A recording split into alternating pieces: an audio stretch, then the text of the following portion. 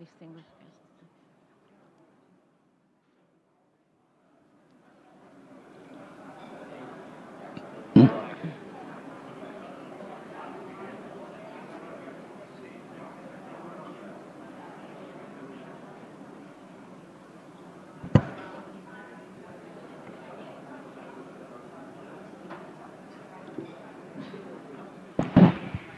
Gemma.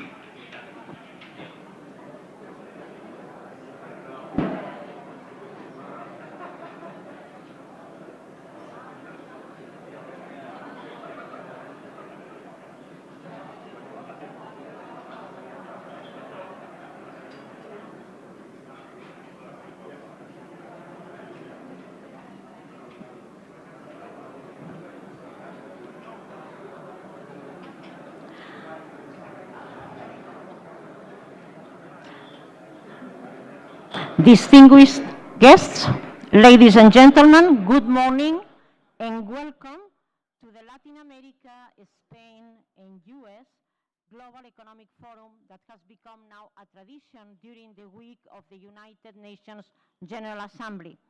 The forum is organized by Spain-US Chamber of Commerce and El País and is sponsored by Abertis, Baker&McKenzie, Iberus and Iberia, in the collaboration of the Organization of Ibero-American States. We are also live streaming the event and would like to welcome those of you online. My name is Lourdes Casanova and I'm a senior lecturer and director of the Emerging Markets Institute at Cornell University, and I also want to welcome my students who are also here in the forum. As a member of the organizing committee of the Spain-US Chamber of Commerce, I will be your master of ceremonies today. So I would like to remind you that if you want to follow us in social media, please use the hashtag #SpainLatamForum. As we are in a world where we are reminded of our 3 Cs, the 3 challenges, COVID still, climate and conflict, these 3 subjects will be informing the forum in many of our discussions. We will begin today with welcoming remarks from Ambassador Alan Solomon, Chairman of the Spain-US Chamber of Commerce, and Joseph Ugurlian, who is the Chairman of El País. From 2010 to 2013, Alan Solomon was the United States Ambassador in Spain and Andorra, where he helped strengthen Spain's partnerships with the United States on matters of global security and also economic cooperation. Ambassador Solomon is a lifelong social and political activist, and we thank you for that. Please join me in welcoming Ambassador Alan Solomon to the stage.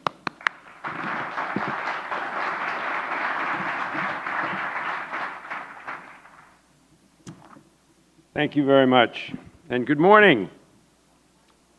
Good morning.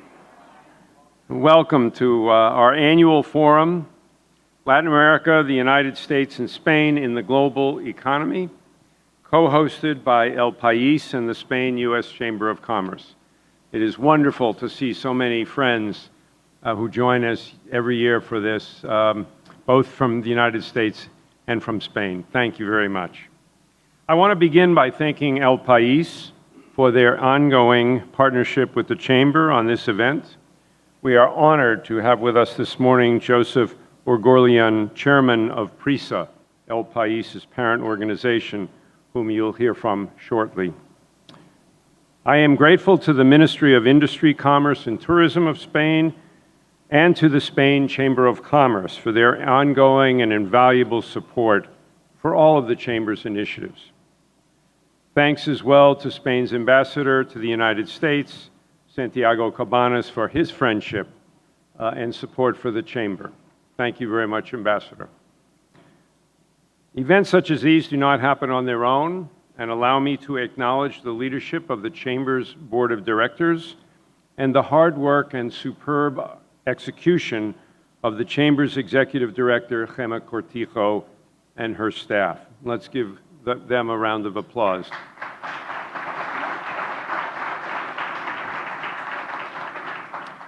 Today's forum brings together leaders from Spain, the United States, and Latin America for conversations about the political landscape and the economic outlook in all three regions.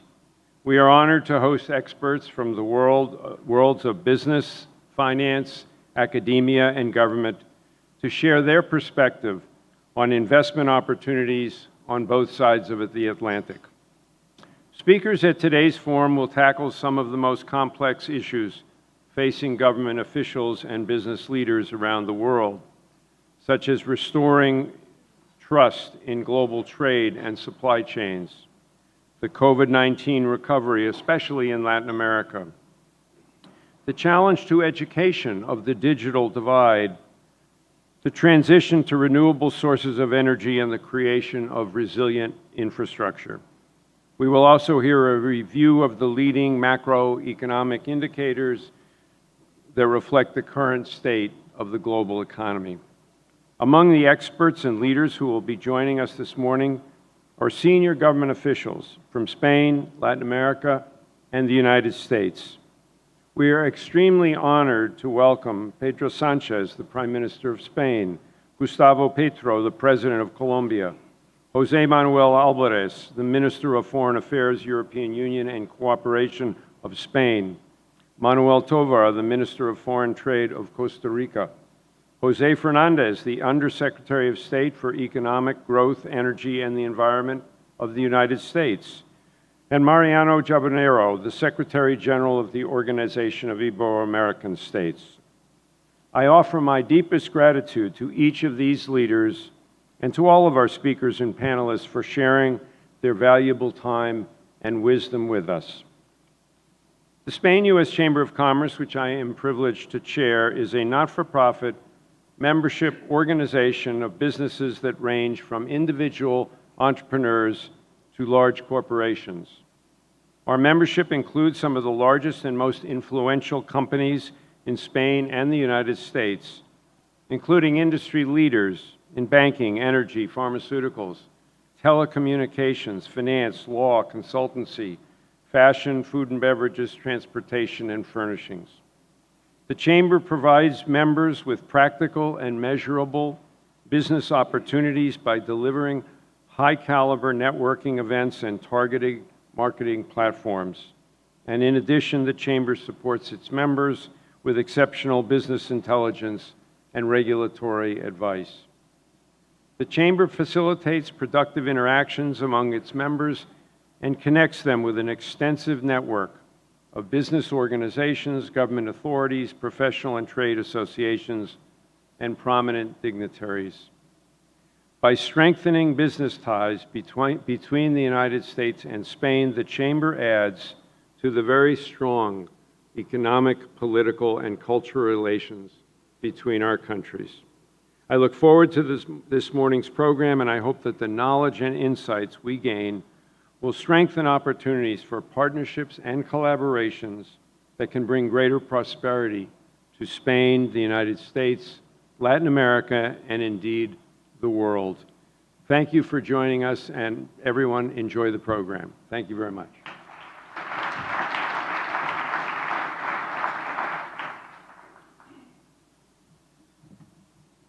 Thank you, Ambassador Alan Salomon. And now we'll hear from Joseph Ugurlian, who is the founder of Amber Capital. Mr. Ugurlian began his career at Société Générale in Paris in 1994 and moved to New York in 1996. The following year, he ventured into proprietary trading at Société Générale, which led to the first Amber Fund established in October 2001 with seed capital from the bank. Ugurlian currently sits in a number of boards, and he was appointed director of PRISA in December 2015 and vice chairman of the board of directors in April 2019, and he is chairman of the PRISA group since 2021. Thank you very much, Mr. Ugurlian. Thank you.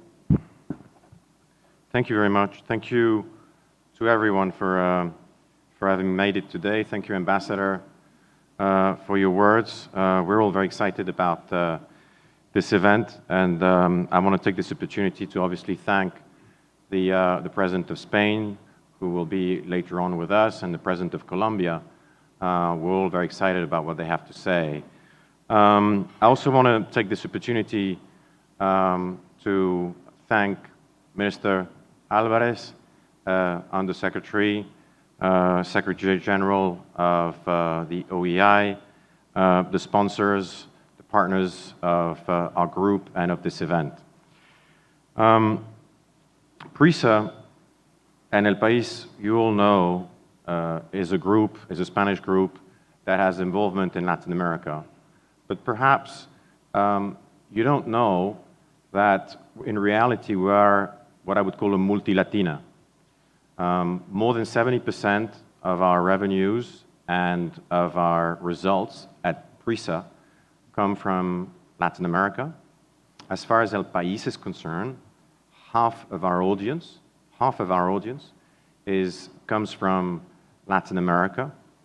And in order to sort of foster that, we've decided to invest heavily in Latin America in the last few years, despite all the uncertainties, despite the regulatory, political, and also the exchange rate issues. We've decided to invest in all our news press in newsrooms all around the continent. We've decided to start a new edition in English. And of course, we're going to help with the help of the big radio stations that we have all over the continent. We've got the biggest radio stations in Colombia with Caracol, La W. Got the one of the biggest radio stations in Mexico, Radiopolis, and also La W in Chile. So we are, by all means, a Latin American group. 2023 will be a very important year for us. There will be several major events. There will be Cumbre Iberoamericana, which will be held in March in Dominican Republic. And then we plan to get involved with the Cumbre Europa América Latina, which will take place while Spain takes over the presidency of the EU, and that will start in July of next year. So a lot of events, a lot of things to look forward to, and where we will be heavily involved, both as a group and as a newspaper. Now, we have a number of debates and a number of interventions today. I would say, you know, the biggest challenge that we're going to try and maybe not solve, but talk about is how do we, in a world that is de-globalizing, I haven't come up with a better formula, how do we address, you know, the major challenges such as, you know, environment, such as education, such as social inequality, which are all challenges which should be addressed in a multilateral format and at a world level. How does that happen? Not easy to answer that question. Yesterday, President Petro made an interesting intervention at the United Nations. Let me read what he said. I think it's interesting to hear the voice of a major Latin American leader, and it's a voice that is often unheard. Often sort of those problems are undiscussed, and yet it resonates with all of us in Latin America. Detrás de la adicción a la cocaína y las drogas, detrás de la adicción al petróleo y al carbón, está la verdadera adicción de esta fase de la historia humana, la adicción al poder irracional. And we heard a lot of Latin American leaders yesterday who basically said to the Northern Hemisphere, and we Europeans, to some extent, you know, we have enough with all your wars, we have enough with all your problems which reverberates on the rest of the world. Their biggest challenges, and they need to be addressed, and they need to be addressed now. So, with that in mind, I'm sure you can't wait to hear the speakers, and it's my great privilege to welcome Mr. Álvarez, querido amigo José Manuel.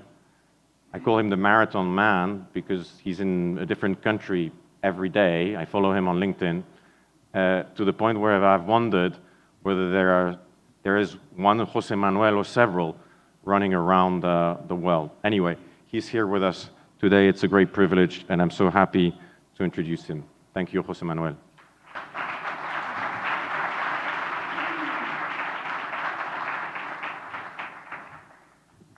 We are so happy to have the foreign minister with us that we're going to introduce him by two people. But we are honored to have the Minister for Foreign Affairs, European Union Cooperation of Spain, José Manuel Álvarez, and we look forward to hearing his thoughts on Spain's foreign policy and its role in the international arena. I want to thank him for being an ongoing supporter for the Spain-U.S. Chamber of Commerce and many other organizations that bring Spanish leaders and American leaders together. His support for those efforts does a great deal to strengthen the already strong relationship between our two countries, but they always need to be tended, and I appreciate that very much, and all of us do here. José Manuel Álvarez was named the minister in July of 2021. He is a career diplomat who studied law and economics at Deusto University, and he holds a degree in law and a diploma in business science.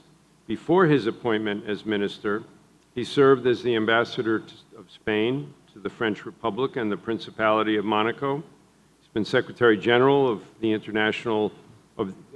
Secretary General for International European Union, G20, and Global Security Affairs in the Office of the President of the Government of Spain.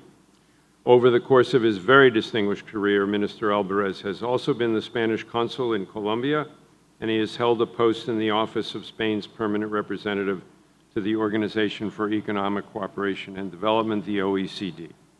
Minister, thank you for accepting our invitation to participate today, and it's my distinct honor to turn the floor over to you.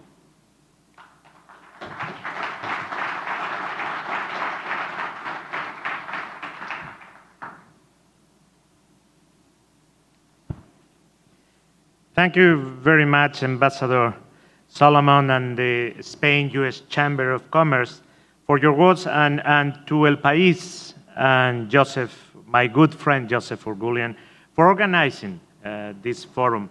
I see many friendly faces. I'm very happy also because I know that I'm among friends. And I'm very glad to be here today with you to share my view on the great importance of the transatlantic relationship, both with the United States and with Latin America, and on the main challenges that we have to address in the very, very complex geopolitical scenario that we are facing, particularly today, as the news are reaching here and in Europe. The international context in which we find ourselves today is one of uncertainty, an uncertainty that is both political and economic. Politically, we face a security crisis only for one reason, because the Russian invasion of Ukraine, Russia's unjustified, brutal, unprovoked military aggression against Ukraine undoubtedly represent the greatest threat to the international world order since the end of the Cold War. And it is particularly outrageous, now that we are in the United Nations week, that a permanent member of the United Nations Security Council, whose duty is to uphold and defend global security, openly violates the most fundamental provision of the UN Charter. The news since yesterday are especially worrying, and Spain strongly condemns the referendum plans for the occupied territories of Luhansk, Donetsk, and Kherson, which constitutes a new violation of the international legality Spain, together with its allies, very clearly together with the United States, very especially with the United States, will keep strongly supporting the independence, the sovereignty, and the territorial integrity of Ukraine. The last few decades have been defined by rules-based international order. We all agreed to uphold as a way of living peacefully with one another that order. And today is no longer the case. The certainty that has guided us after the Cold War are trying to be refuted by Russia's aggression. Economically, we face a risky situation because of the economic consequences of the war, which feeds global trends that were already underway. Inflationary pressure, rising food and fuel prices, and values change that are in danger. So many changes that COVID had unleashed on our economic systems and that the Russian aggression amplifies. The first one is inequality. The gap between rich and poor countries has been growing steadily, and it dramatically determines a country's abilities to respond to shocks that affect its population. This became clear during COVID-19 pandemic, which from the outset divided the world into those who were able to mitigate its impact and react to the new situation, and those who were not able to do so. This was true from a medical point of view, but especially from an economic and social dimension. The second change is the renewed importance of the environmental, social, and governance dimension of economic growth, which lead us to the pillar of work here at the UN, sustainability. Gone are the days when economic growth alone, at any cost, determine any policy choices. Third, geoeconomic competition. The COVID-19 pandemic revealed the vulnerabilities of the global supply chain that had developed over the last few decades, affecting our economies and our society with a critical impact at times. It accentuated existing attempts to control, diversify, or secure supply chains. Many countries have discovered how dependent they were on critical supplies. The war in Ukraine is accentuating these trends. The war in Ukraine is, unfortunately, an example of how geopolitics and geoeconomics go hand in hand. We are witnessing the geopolitical decisions that are exploiting economics as a weapon of power and projection. Little by little, economic confrontation between countries had been the way to expose the rivalry that at other times could have been manifested itself in a war-like conflict. And today, Russia wants to really create war-like conflict. Today, we see them united in the war in Ukraine and in the Kremlin's use of critical inputs such as energy and raw materials, such as grain, as an instrument of war, and we reject it strongly. We are not talking about competing and projecting one's influence through one's resources and economic power. We are talking about how the Kremlin is using critical supplies, such as energy or raw material, as weapons of war, as sources of disruption, straining global markets, and targeting the welfare of our societies. It means clearly to blackmail the rest of the world, holding us hostage. They will not manage to do it. Either Russia gets its way through brute force, that's how they think, or it will try to take our economies down with it, and we will stand in front of this blackmail. Our response to the pandemic reminds us of a vital lesson. Despite initial temptations to fly solo and let everyone solve their own problems, international cooperation proved to be the answer to recover from it. International cooperation always makes us stronger and leads to more effective solutions to common challenges. It is the only way forward in that crisis and in this one. That is why, more than ever, the transatlantic relationship is crucial, and it has been for a long time and continues to be an important engine propelling global cooperation forward. When America and Europe agree and speak with a single voice, we are capable to go through the crisis and doing this, leaving nobody behind. The transatlantic relationship is a fundamental aspect of how we position ourselves in this world. We all share democratic values and principles, and we share a common vision for addressing global challenges, including our unwavering commitment to upholding a rule-based international order that is being dramatically challenged. This forum of the Spain-US Chamber of Commerce finds us gathered here just 2 months after the historic Nato Summit held in Madrid, which, among other achievements, endorsed a new strategic concept to govern the life of the organization, and at which Finland and Sweden were invited to join NATO. However, its greatest achievement in the context of the current geopolitical crisis provoked by Russia's military aggression against Ukraine has undoubtedly been the display of seamless unity among the allies. This transatlantic unity is undoubtedly a key element in helping Ukraine defend its sovereignty and its right to live in peace.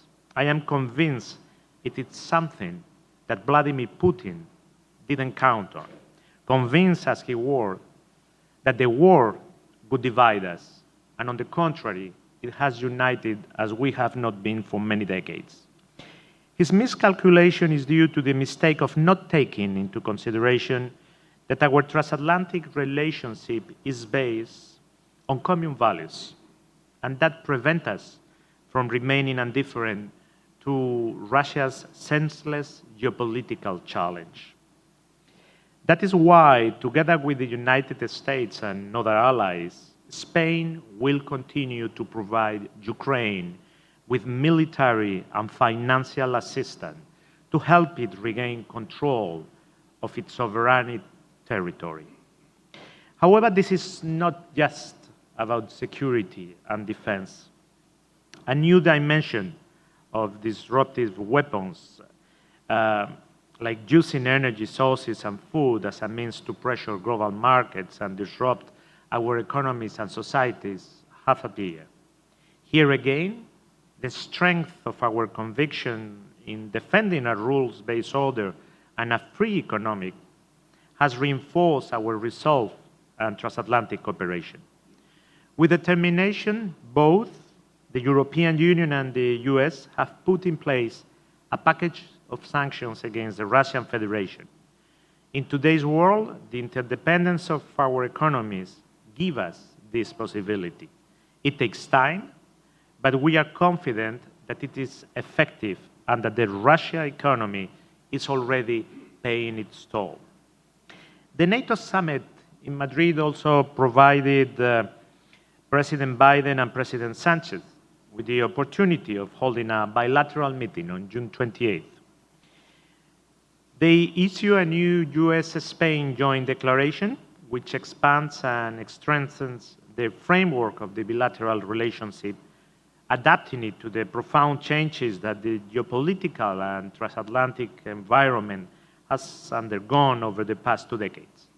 It represents a very important milestone that encapsulates the strategic nature of our bilateral relationship and the broad scope of our cooperation on a number of issues of common interest. The declaration provides us with a roadmap for the way forward in our bilateral relation that is in excellent shape, with regular and fruitful political cooperation in many areas, but which has the potential to grow further. Along these lines, we have agreed to extend the structural dialogue to areas of common interest, of course, Latin America, but also the Sahel, multilateral fora, as the UN. Recently, for example, our multilateral cooperation has expanded very significantly, as the United States counts Spain as a crucial partner in the important multilateral event it sponsored.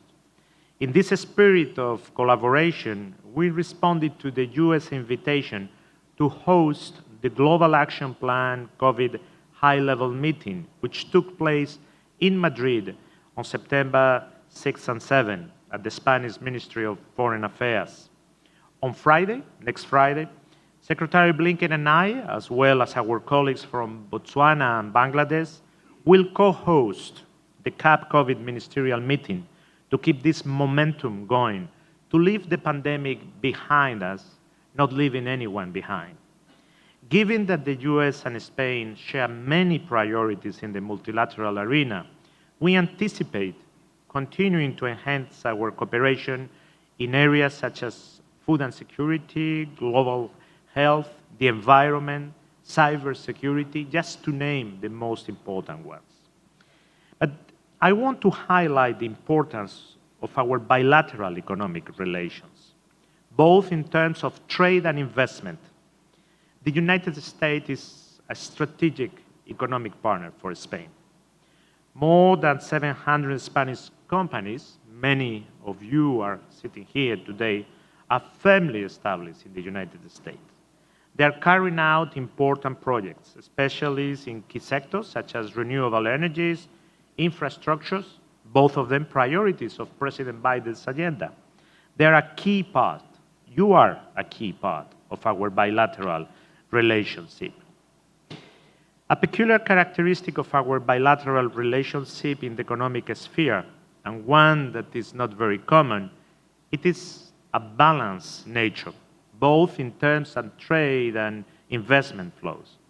The openness of our economies, the business opportunities we provide to each other, the security and predictability of our respective regulatory frameworks, the strength and independence of our judicial system, all shape a bilateral business environment that allows competition, technology transfer, productivity improvements, and encourage mutual investment and promoting economic growth. From a trade standpoint, the US is our 6th largest customer and our 5th largest supplier. Spain is the 20th largest customer of the US and its 23rd largest supplier. And in the bilateral balance of services, Spain has had a growing surplus with the US in the last 5 years. It is important to not just sell goods and services to each other, but to invest in each other's prosperity. Our relationship in this regard is also dynamic and well-balanced. The US is the leading investor in Spain in terms of stock. The US is also the leading destination for Spanish investment abroad. Spain, in 2020, appeared in the 10th place worldwide as an investor country in the United States. But countries have conceived important economic recovery plans, both of us, that will have a significant impact on growth through a combination of public and private investment. In the US, our companies see the infrastructure plan approved in November 2021 as an excellent opportunity. For its part, Spain has approved the Recovery, Transformation, and Resilience plans, which contemplates important public and private investments with funds coming from EU. It's open to the participation of companies and funds from all our friends and allies, and of course, from the United States. Green growth and digital transformation are two essential pillars of our plans. US companies with their significant technology capacity and capital resources, have much to contribute. So do our companies in US projects. All these figures portray our bilateral relationship as vibrant and active, present in all areas of the economy. And we are convinced that we can do even more, and we want to increase this partnership. A constantly increasing number of Spanish companies are competing in the US market, winning key infrastructure and energy tenders, showing a technological capacity and competitiveness that mark the maturity of the economic partnership that we share. I highlight the fact that our partnership is playing a key role in the energy sector. Spanish companies are participating in the development of renewable energies in the US market with notable success. This relationship in the energy sector has found a new potential that is proven fundamental in the current energy markets, marked once again by the Russian aggression against Ukraine, the increase in energy prices, and the imperative need to diversify suppliers. In this difficult context, given our liquefied natural gas import and processing capacity, with 6 plants that represent almost 40% of the European Union's total capacity, the US has emerged as a key supplier of LNG to the European Union through Spanish infrastructure. At a time when the European Union needs to reduce its dependence on Russian gas and diversify its sources, the US gas option is becoming increasingly strategic. Thus, for Spain in the last 12 months, the weight of US gas imports has more than doubled, making you our second largest supplier. On our way to a green transition with zero emission, American LNG is a key asset that binds our economy closer together and ensures our energy security in these complicated times.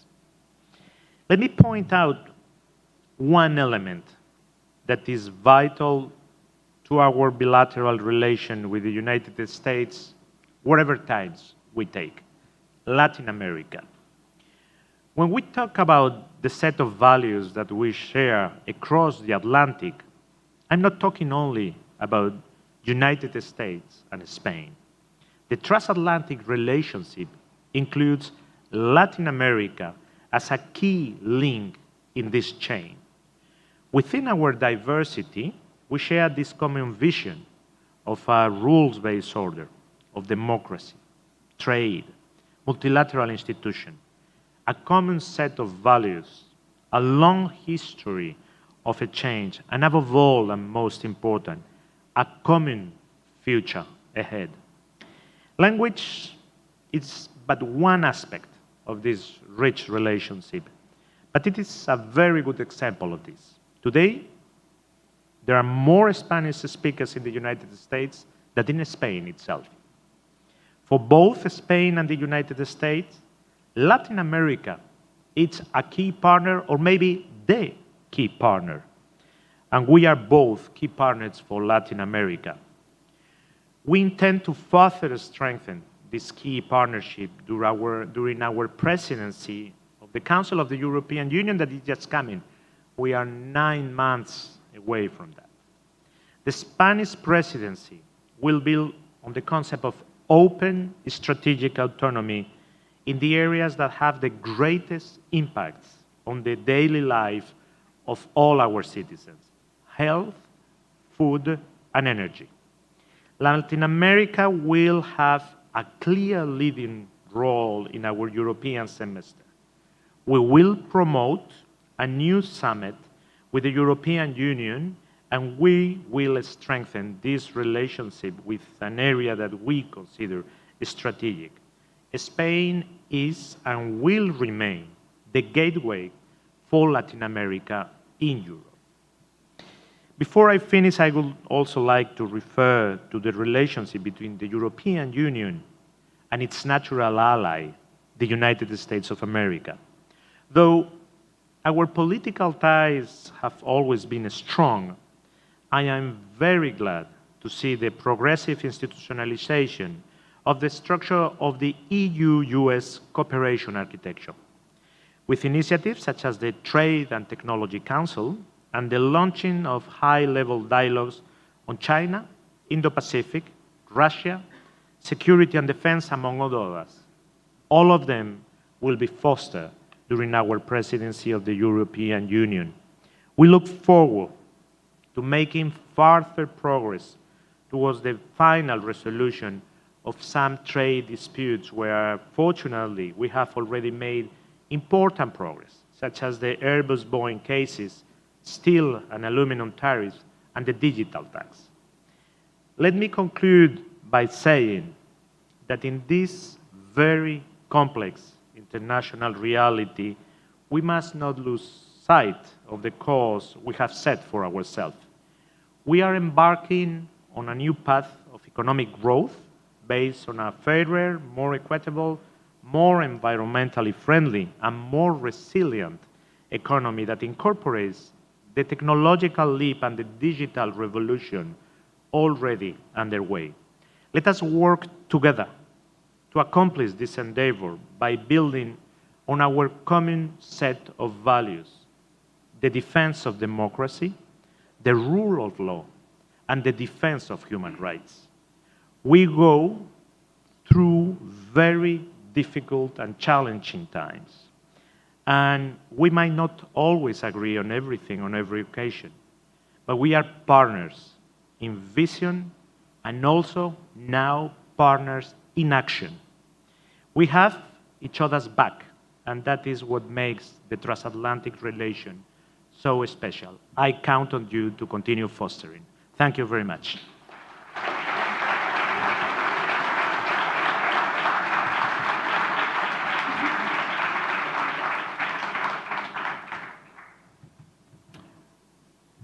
Minister, thank you very much for those words. I'm especially glad that you mentioned the economic ties between our countries. Since returning from Spain, I've been particularly focused on the trade of wine, and I take some responsibility for increasing the import from Spain to the United States. Our relationship, however, is based on common interest and shared values, and I want to thank you for speaking about our shared values. Later on, when the Prime Minister comes and I introduce him, I'm going to speak about the fact that under his leadership, Spain's position in the international community has been elevated, and I think you, sir, are really the vanguard of that effort on behalf of your government, and we thank you. And now it's my pleasure to introduce the United States Undersecretary of State for Economic Growth, Energy, and the Environment, and my very good friend, Jose Fernandez. Undersecretary Fernandez leads the State Department's bureaus and offices that stand at the center of the Biden-Harris administration's efforts on climate change, clean energy, health, supply chain security, and other economic priorities. He also serves as the United States alternate governor to the World Bank, the European Bank for Reconstruction and Development, and the Inter-American Development Bank. From 2009 to 2013, he served as the Assistant Secretary of State for Economic, Energy, and Business Affairs, one of the bureaus that he now oversees. In his capacity as Undersecretary, Jose Fernandez travels the world representing President Biden, Secretary of State Blinken, and the American people. And he recently returned from a trip to Mexico, Panama, and Costa Rica. In addition to his service as a senior American diplomat, the Undersecretary has had a very successful legal career, specializing in international law. He was once named one of the world's leading lawyers by Chambers Global. He graduated from Dartmouth College, from which he received an honorary degree and on whose board of trustees he served, and he also earned a Juris Doctor from Columbia University School of Law. The Undersecretary's very first visit to Spain happened when his family left Cuba on their way to the United States. and his very first visit to the American Embassy in Madrid was when he waited there, day after day, with his father for a visa to travel to the United States. He eventually got that visa. Please join me in welcoming Undersecretary of State Jose Fernandez to the chair.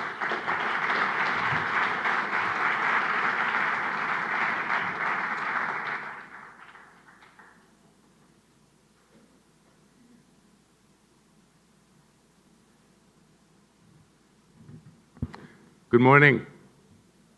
Good morning. And thanks to Alan for that wonderful introduction. The one thing he didn't say is that he and I met when we had our Senate hearing together. And at the time, I actually publicly stated, you know, Alan, I would switch with you any day. And the ambassador to Spain, it's a place that's dear to me and very close to my heart. So thank you. Thank you for that introduction. Thank you also to El País, to the Chamber of Commerce, for all of the hard work of putting this together. And thank you, Mr. Minister, for your words. I actually, as you were speaking, it seemed to me that we in the U.S. could have given that speech, and that really shows the common values that unite us. You talked about the unprovoked, brutal war in Ukraine. At the beginning of the year, Putin said Ukraine was not a nation. He knows better now. He knows better. He also said that Europe and the U.S. would not stand together in the face of Russian aggression. He knows better. He thought we would wilt in the face of energy and food blackmail. That hasn't been the case. So thank you for your words, and I look forward to continuing the conversation. Let's start from the basics.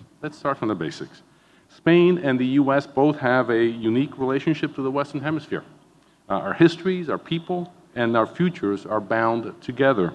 Through culture and business, we have strong ties that gives us a platform and an opportunity to address together today's immense challenges in the region. From the ongoing economic recovery to the COVID-19 pandemic to the climate crisis, to championing democratic values, to creating a more resilient global supply chain. Spain has been a steadfast partner of the U.S. in tackling difficult economic and social issues in Europe, in the Americas, and around the world. Back in June in their joint declaration, President Biden and Prime Minister Sánchez committed to promoting the development of entrepreneurship, small and medium-sized businesses and innovation as the basis for strong and inclusive economic growth in both Spain and in the U.S. But Spain already has a long-standing relationship with the U.S. that grows stronger every year. The U.S. continues to be a strategic destination for investment by Spanish firms. As you've heard the minister say, Spain is the 10th largest source of foreign direct investment in the U.S., and Spanish companies today employ more than 93,000 employees, U.S. workers in a range of sectors, ranging from software and information technology to financial services, to business services, to renewable energy, and to other areas. And today, we are reiterating our commitment to strengthening transatlantic cooperation in order to resolve trade, economic, and technological differences. As Spain prepares for its presidency of the Council of the European Union, we look forward here in the U.S. to working with Spain to deepen U.S.-EU cooperation that's already ongoing through fora such as the Trade and Technology Council that I'm delighted to be a part of. Spain already has highlighted Latin America as a priority area for its presidency and for EU diplomatic outreach. And we've already had conversations, very preliminary conversations, about how we can work together in this strategic initiative. As we look to implement President Biden's vision for the region, a vision that we're calling the Americas Partnership for Economic Prosperity, APEP, we will strive to work together with Spain and cooperate to meet our common goals to drive inclusive and sustainable economic growth. Looking forward, we are all very aware of the devastating impact that the COVID-19 pandemic has had on Latin America and in the Caribbean. 8% of the world's population is in the Latin American region, but Latin America has seen 30% of the COVID fatalities that have occurred. Investment, innovation, and private enterprise will be critical for building the regional vaccine and pharmaceutical manufacturing capacity that's needed to prepare for the next pandemic. Over the last few months, I've spoken to government officials in Brazil, Mexico, Argentina, Costa Rica. I just see the minister, welcome, as well. And I look forward to working with them and with Spain in developing these efforts as they take on the presidency of the EU. The Americas Partnership that was announced by President Biden at the Summit of the Americas in Los Angeles will take new approaches to promote inclusive economic growth, foster innovation, and address the climate crisis through increased public and private investment. And to achieve these goals, APEP will center around 5 areas, basically. Number 1, reinvigorating regional economic institutions and mobilizing investment. And secondly, investing in a new social contract, dealing with things that we've known for a long time affected Latin America: taxation, corruption, transparency, informality. So we are calling that investing in a new social contract. Third, we will work on securing resilient supply chains. Fourth, we will work on clean energy, on decarbonization, on biodiversity. And lastly, we will promote sustainable and inclusive trade. That's a very ambitious agenda, but that's something that the President has asked us to pursue, and we intend to do that together with Spain and our other partners. As we move forward, in addition to engaging with like-minded countries in the region, we will also be engaging with the private sector, with civil society, with universities, with labor organizations, in order to better inform this process. Because by engaging with national and private sectors alike, we will commit to developing a partnership that delivers concrete outcomes and tangible economic benefits for the region. So thank you. Thank you for having me here. It's great to see all of the friends in this audience, and I look forward to hearing about the results of your conference today. Thank you.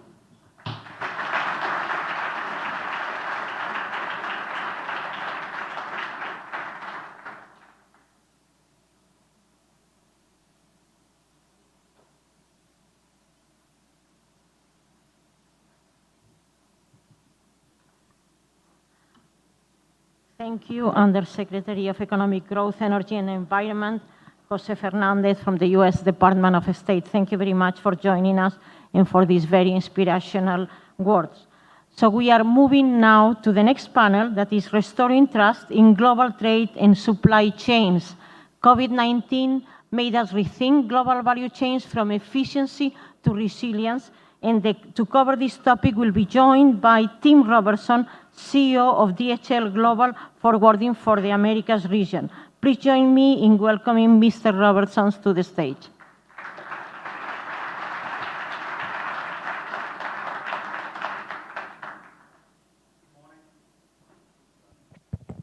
Good morning. So at DHL, our purpose is connecting people, improving lives. And over the last 2.5 years, that has not been more relevant in the history of our organization as the globe has been plagued by the global supply chain crisis. That purpose that we have, connecting people, improving lives, here really has also been manifested in our support of the delivery of vaccines across the globe, and here particularly in the region. I'm very proud that DHL has been on the front line with delivering over 2 billion COVID-19 vaccines here in the United States and in Latin America. At the beginning of the pandemic, there were a lot of pressure placed on globalization. In fact, many calls for the end of globalization as a result of the pandemic. Yet I bring a little more optimistic view here on the future of trade and the future of globalization, because what we have actually seen over the last 2.5 years is the essential nature of logistics, the essential nature of supply chain to improve the quality of life and to drive global commerce. The discussion that I would like to have with you today, first is to understand the forces behind how we got to the supply chain crisis. I'll talk a little bit about where we are today and what the outlook is. I'll share with you some priorities that we promote on a multilateral basis for supply chain resilience. I'll also give you some takeaways from our recently published DHL trade atlas that give 10 key takeaways for the future of trade, and then end with a very concrete example of what we are doing here within the region to continue to facilitate and to promote trade. It's important to know that before the pandemic, global supply chains were very fragile. Decades and decades of lean manufacturing, just-in-time supply chains kept inventory levels globally at all-time record lows. That was compounded by the fact of the dysfunctional ocean freight, global ocean freight market here, where the epicenter continued to be the United States and the port congestion that we saw already before the pandemic. So supply chains were highly fragile. What COVID did was it brought an unprecedented supply shock followed by a very quick demand shock. The supply shock manifested itself in the reduction of the passenger flights moving around the world. Before the pandemic, 50% of all global air cargo, all global air goods moved in the belly of passenger flights. From one day to the next, that capacity was completely stripped from the market. We then saw the dramatic rise of e-commerce volumes as trade shifted from services to products and merchandise to support work from home, to support cross-border sales. In 2 years, we saw over 8 years of projected e-commerce volumes coming into the market. When you have a dysfunctional ocean freight supply chain, when you have no air freight capacity, when you already have trade tensions between the US and China, this elevated freight rates to astronomical levels, putting pressure today that we see on inflation, and really pressured the scarcity of products and goods around the world. Where are we today? This is highly dynamic, but I'm pleased to report that the capacity, the supply is coming back into the market. And what we see is where that capacity comes back fastest, trade grows the quickest. The transatlantic, as an example, now as countries are open, as COVID restrictions are removed, the air freight capacity on the transatlantic by the end of the winter will be back to its pre-pandemic levels. And that has spurred already 20% growth of products and goods across the transatlantic. The challenge that we still have is that the air freight capacity out of China, because of the continued quarantine and lockdown restrictions that China places, that belly capacity has not been brought back into the market, and that continues to elevate our rates. So I'm optimistic now that from a transatlantic perspective that we will be where we need to be from a capacity and also a rate perspective. I want to share with you a number of priorities that we have now seen coming out of the pandemic to really reinforce supply chain resilience. The logistics and the supply chain industry historically has been a very manual, very paper-based industry. And with the rise of technology and digitalization, we have tremendous opportunities for us to get much better transparency and flexibility across the supply chain, and also to go deeper into supply chains beyond just tier 1 and tier 2 suppliers, but to truly understand inventory levels, production capabilities in tier 3 and tier 4 supply chain levels. It's also incumbent on a multilateral basis for investments in logistics infrastructure and equally investments in supply chain talent. What we see across the region not just here in the United States, but also in Latin America, is a dramatic shortage of logistics professionals and a dramatic shortage of programs to promote logistics professionals to fill these exciting roles for the future. These two areas are major opportunities for multilateral engagement. We also strongly promote stronger trade agreements and specifically stronger trade facilitation to simplify and to modernize custom regimes across the region, as we know that that directly leads to increased and enhanced trade.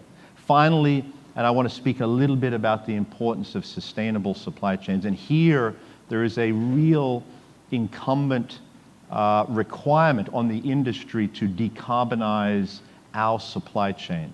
At Deutsche Post DHL, we have committed science-based targets to be at net zero emissions by 2050. This will require, and we are doing this today, a very significant investment in sustainable fuels, very significant investment in electrifying our fleet, our final mile fleet, and also a very significant investment in fully green, fully carbon neutral warehouses. I mentioned earlier that we have recently published our DHL Trade Atlas for 2022. This is in partnership with the NYU Stern School of Business. It is one of the most comprehensive analytical publications that looks at trade across all of the countries globally. And there are 10, and this was recently released last week, so I thought it would be timely to share with you the 10 key takeaways that have come out of the analysis here. Firstly, the resilience of trade is definitely there, despite some of the pressures for deglobalization, as was mentioned before. Global trade is actually up 10% compared to pre-pandemic levels. So that resiliency is still there. The e-commerce boom will continue. We expect that the cross-border e-commerce sales to continue at a very rapid rate, which creates great opportunities, not just for multinational organizations, but also for small and medium-sized enterprises here across the region. The key takeaway number 4, I think, is very relevant for the times that we are in today, that trade is a very important force against inflation. And I think this is a key message that we need to continue to deliver to world leaders, to business leaders, is the value of trade to provide access to goods and services, to continue to drive down prices for the consumer against the headwind of energy prices. This, I think, is a fundamental takeaway that we need to continue to reiterate. Point number 7 here, which I think is also fundamentally important for us, is that new poles of trade are now appearing. No longer is the east-west going to dominate, but we see the poles now really shifting from north to south. Specifically in Southeast Asia, we see that the long-term investments, the long-term priorities that have been made in India, in Vietnam, and in Philippines will see their speed and scale of trade growth go far beyond that of some of the developing economies. The challenge that we have here in this region is that we don't yet see that same pole shift here from north to south that we need to continue to focus on. Finally, we do see, and this I think is very encouraging, that the shift in emerging economies is now from being exporters of raw materials and commodities to now being importers of raw materials and commodities and beginning to be exporters of capital equipment, exporters of more precision products. These are 10 key takeaways that I wanted to share with you. Finally, and I mentioned before the importance of e-commerce and cross-border sales.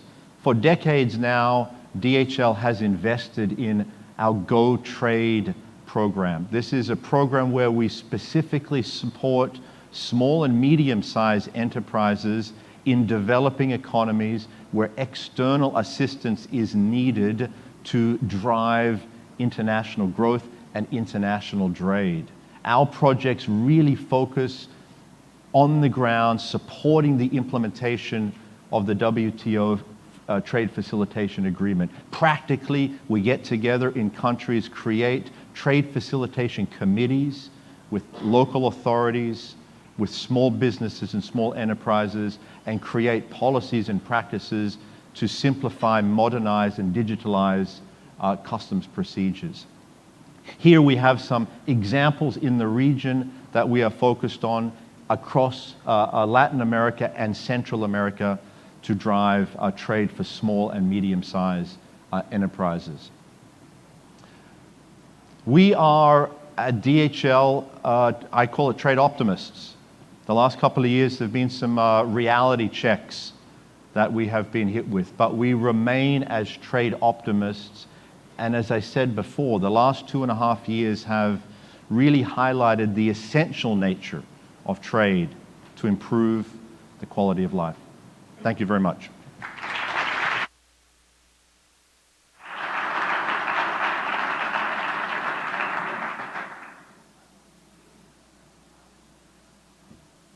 Thank you very much for this optimistic view after so many conflicts, looking for solutions and implementing solutions and green solutions in logistics from just in time to, as they say, just in case. So definitely tremendous changes in global value chains, and happy to hear that they are good news in terms of trade from this very interesting report that you are doing with NYU. So now we are moving to Latin America. So Latin America had a very difficult, terrible year in 2020, the pandemic. 2021, against many forecasts, it was a stellar year for Latin America. But 2022 is proving more challenging. In 2023, the forecasts are a little bit gloomy. Still positive, but not as positive as the countries would like. So we are moving to Latin America in the next section of this forum in a panel that will have 3 parts. So the first one, we will be having the Manuel Tovar, who is the Minister of Foreign Trade of Costa Rica, and Lorena Arroyo from El País. Join me in welcoming them off stage.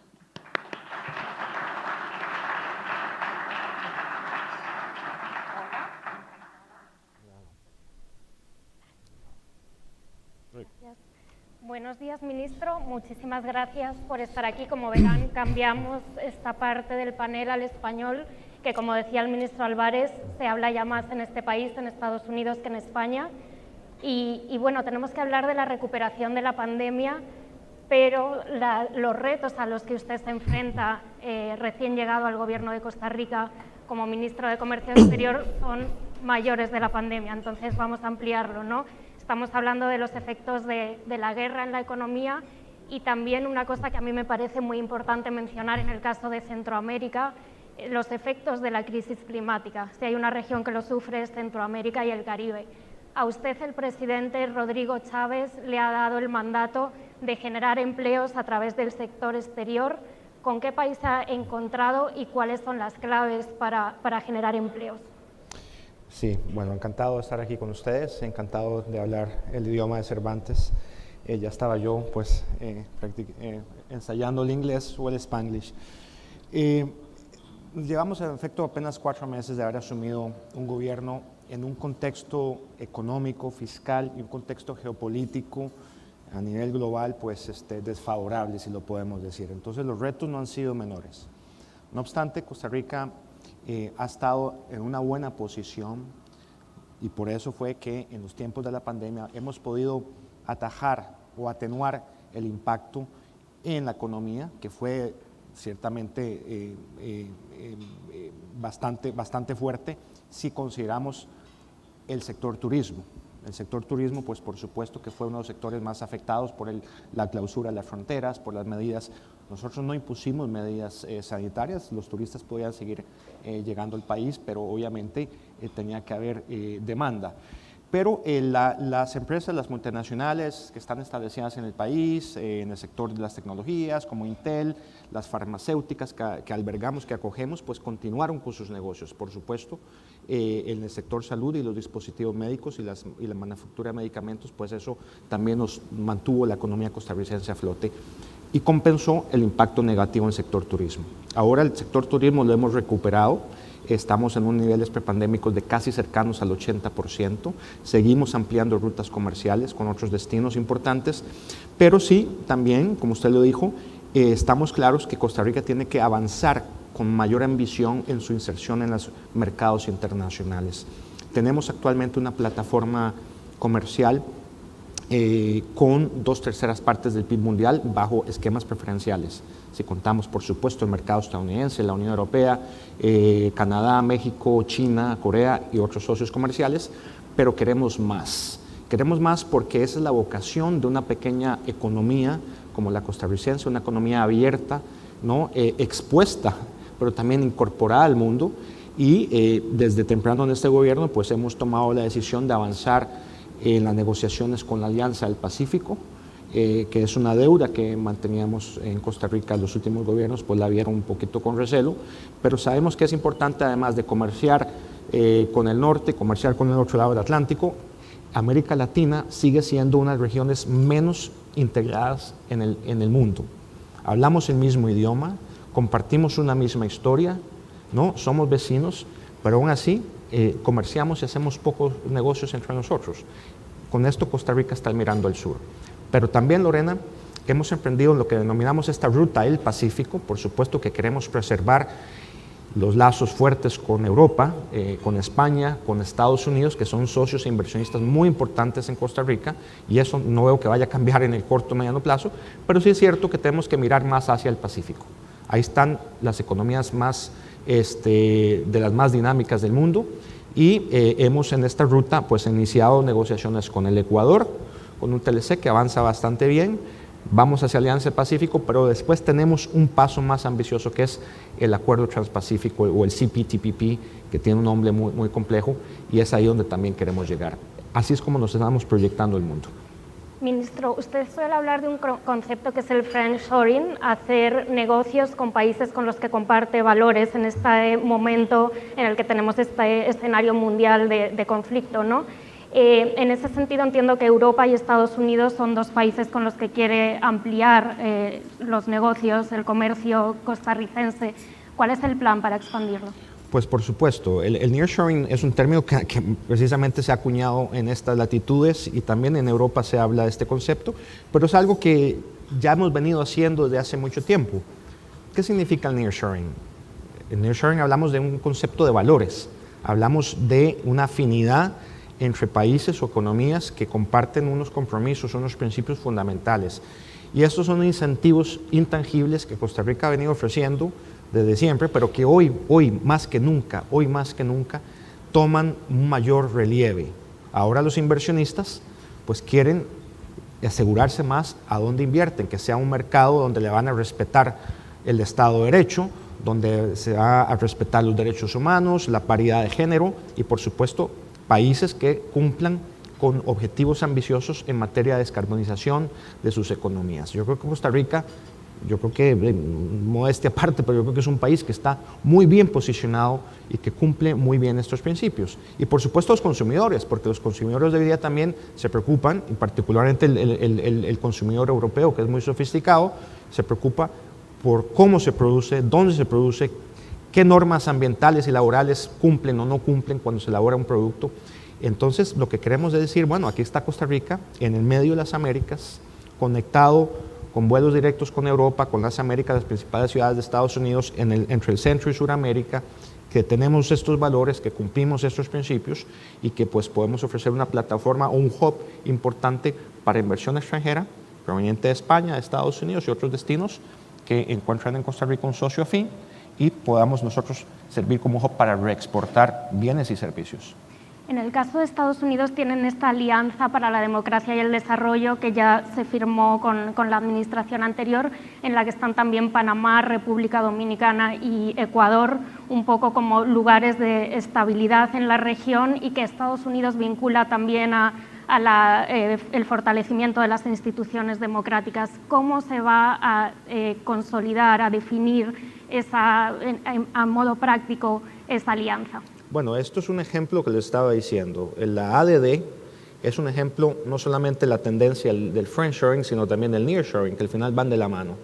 Producir, asegurar las cadenas de suministro más cerca del mercado final, pero también mercados confiables. Y yo creo que este set de países, República Dominicana, Panamá, ahora Ecuador, que se ha sumado justo ayer, y Costa Rica, pues yo creo que cumplimos esos valores y podemos, cada uno con sus particularidades, por supuesto, porque entre nosotros también tenemos nuestras particularidades. Pues Costa Rica, hablando de mi país, en materia de semiconductores, en materia de dispositivos médicos, en materia de medicamentos, creo que podemos servir y apegarnos, digamos, al espíritu que lo que impulsa esta iniciativa, que es asegurar las cadenas de suministro de una manera más resiliente, más segura, más expedita, más inmediata.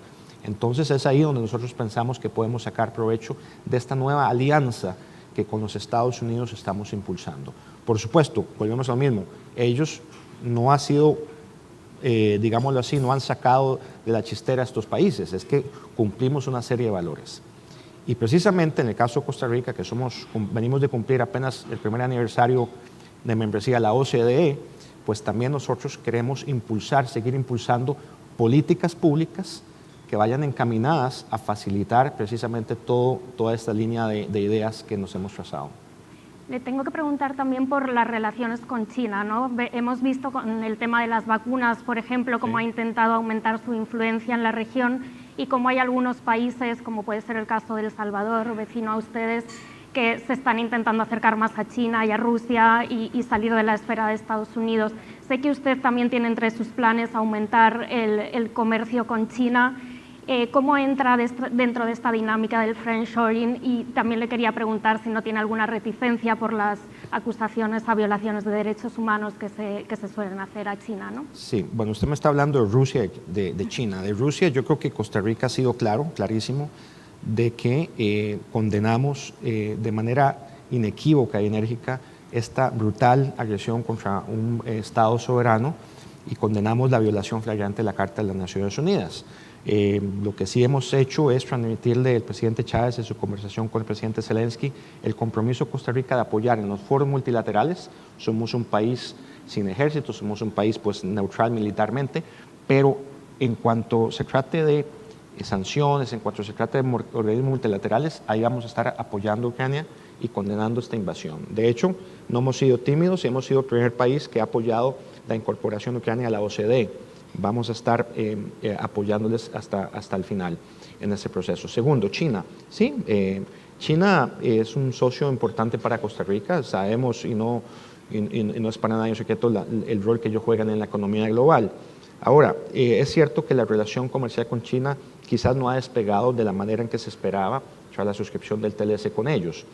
Ellos tienen pues más interés en invertir posiblemente en obra pública. Nosotros quizás somos un destino pequeño, una economía pequeña para ellos, pero bueno, lo cierto del caso es que tenemos relación comercial con ellos. En materia de obra pública, pues lo que tenemos es algo absolutamente claro.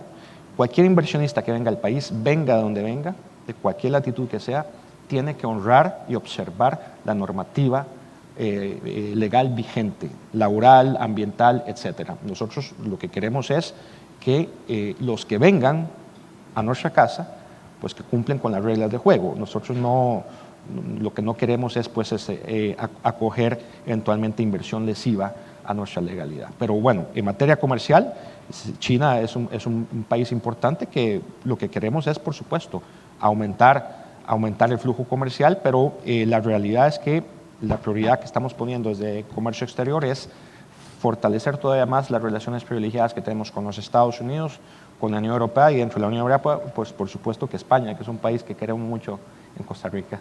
Por supuesto. Y le tengo que preguntar también por la relación con los países centroamericanos, que es otro de los grandes destinos de exportación de Costa Rica, ¿no? Sin embargo, Centroamérica se encuentra en una situación muy complicada. Estamos viendo pues esa represión brutal que hubo en Nicaragua, el incremento del autoritarismo en El Salvador, problemas también, persecuciones en Guatemala.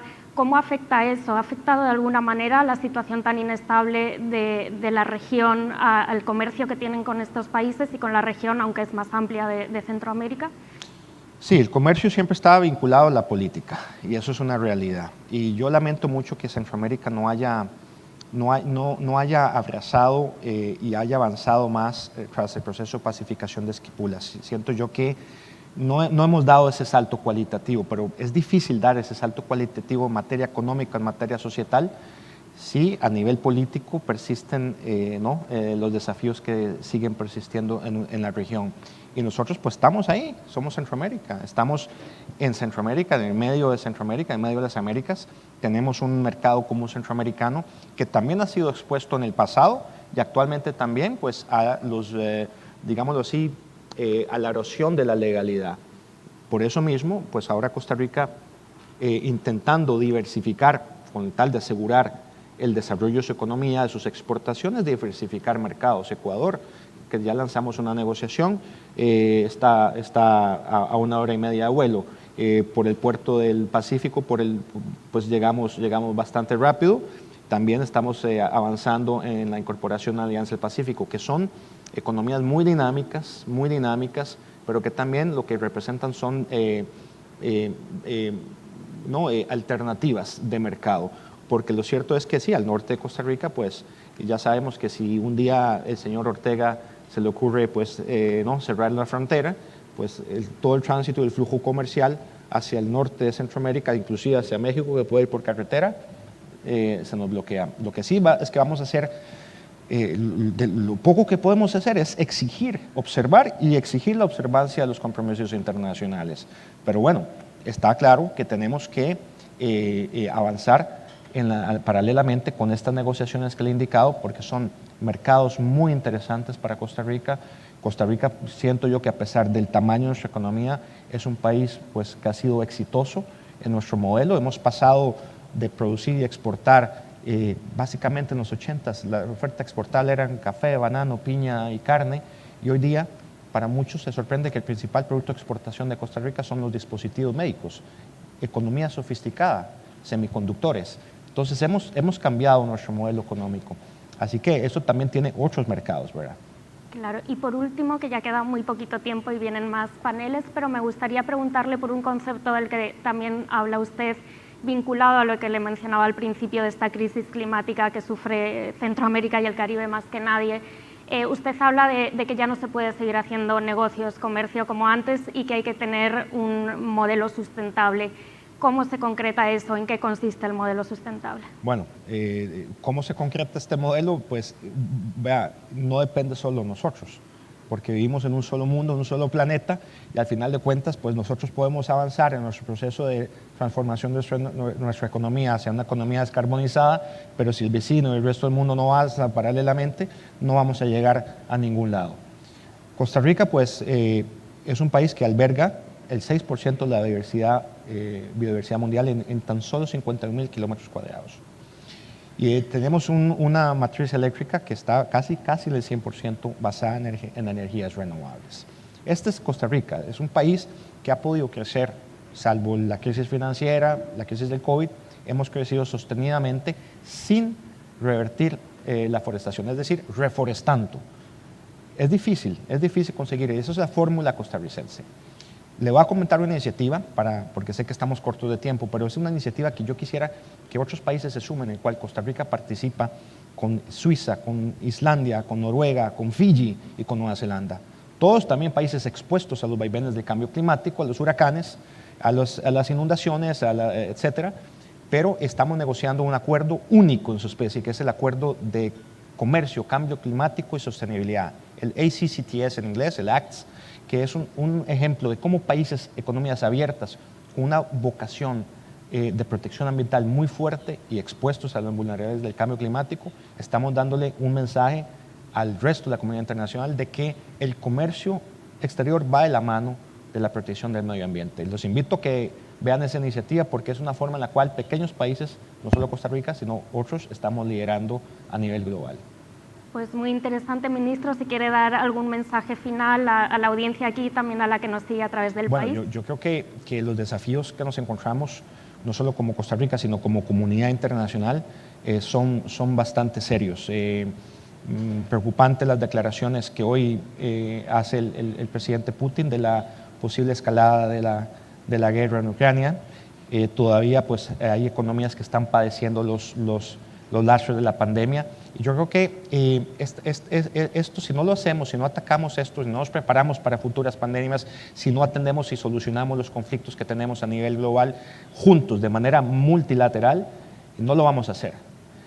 Ante las crisis de multilateralismo del orden internacional, la receta es un mayor multilateralismo, renovado, revigorizado. Esto es un mundo en el cual tenemos que actuar mancomunadamente y la apuesta más segura siempre va a ser el orden internacional global. Perfecto, muchísimas gracias. Como dicen en su tierra, pura vida. Pura vida.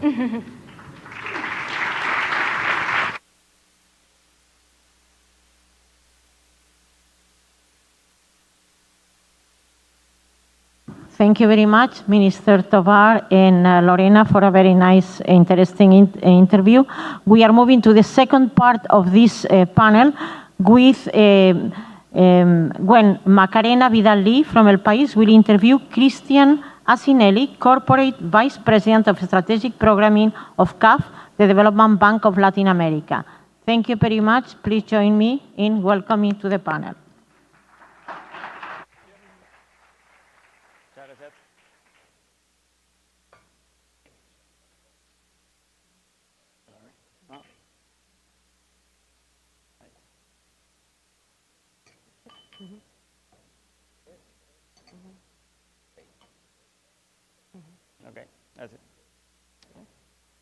Muchas gracias, doctora Asinelli, por estar con nosotros. No, al contrario. Es excepcional poderla tener como vicepresidente de la CAF, del Banco de Desarrollo para América Latina.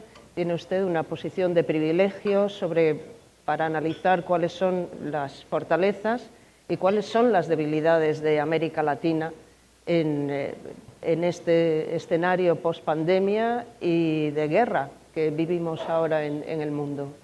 En esta Asamblea General de la ONU hemos estado oyendo hablar de una situación económica global pues, pesimista, donde crece la inflación, donde aumenta la desigualdad, hay una guerra, aumentan los precios de los alimentos, aumenta la pobreza.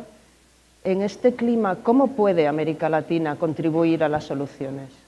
A ver, primero, muchísimas gracias, Macarena, por el tiempo, Joseph, Alan, Felipe, todas las autoridades aquí hoy presentes, secretario general de la OEI, presidente, expresidente de Panamá, y a todos los presentes y los que nos siguen. La verdad que para nosotros, como Banco de Desarrollo de América Latina, es un placer estar acá porque para nosotros la alianza estratégica positiva que tenemos con el país para mostrar esto que bien vos decías, que está haciendo América Latina y el Caribe por el mundo, es clave y a través de todas las redes y todas las alianzas que tiene una institución tan importante como el país, creo que es clave para nosotros. Dicho esto, saliendo de la pandemia, América Latina en la década del 2000 había comenzado a bajar sus índices de pobreza, había comenzado a tener expectativas mucho mejores de crecimiento, etc. La entrada de la pandemia ya nos había encontrado con algunos índices que ya no eran los que habíamos tenido en esa década. Y la verdad que la pandemia de alguna manera nos mostró que esta brecha de desigualdad, de pobreza, brechas en cuestiones de digitalización. Por ejemplo, ayer cerramos un evento muy importante con la presencia de la secretaria de Digitalización e Inteligencia Artificial del Gobierno de España, que nos planteó muy claramente cuáles eran los desafíos futuros que tiene esta generación, que si no los cambiamos, claramente vamos a estar ante un problema en el cual la próxima generación ya no va a tener tiempo de resolver. Y claramente planteó dos cuestiones que nosotros desde CAF como Banco de Desarrollo promovemos, y nuestro directorio nos ha dado ese mandato, que tiene que ver con trabajar en cuestiones de cambio climático, de preservación del medio ambiente y de la transformación digital.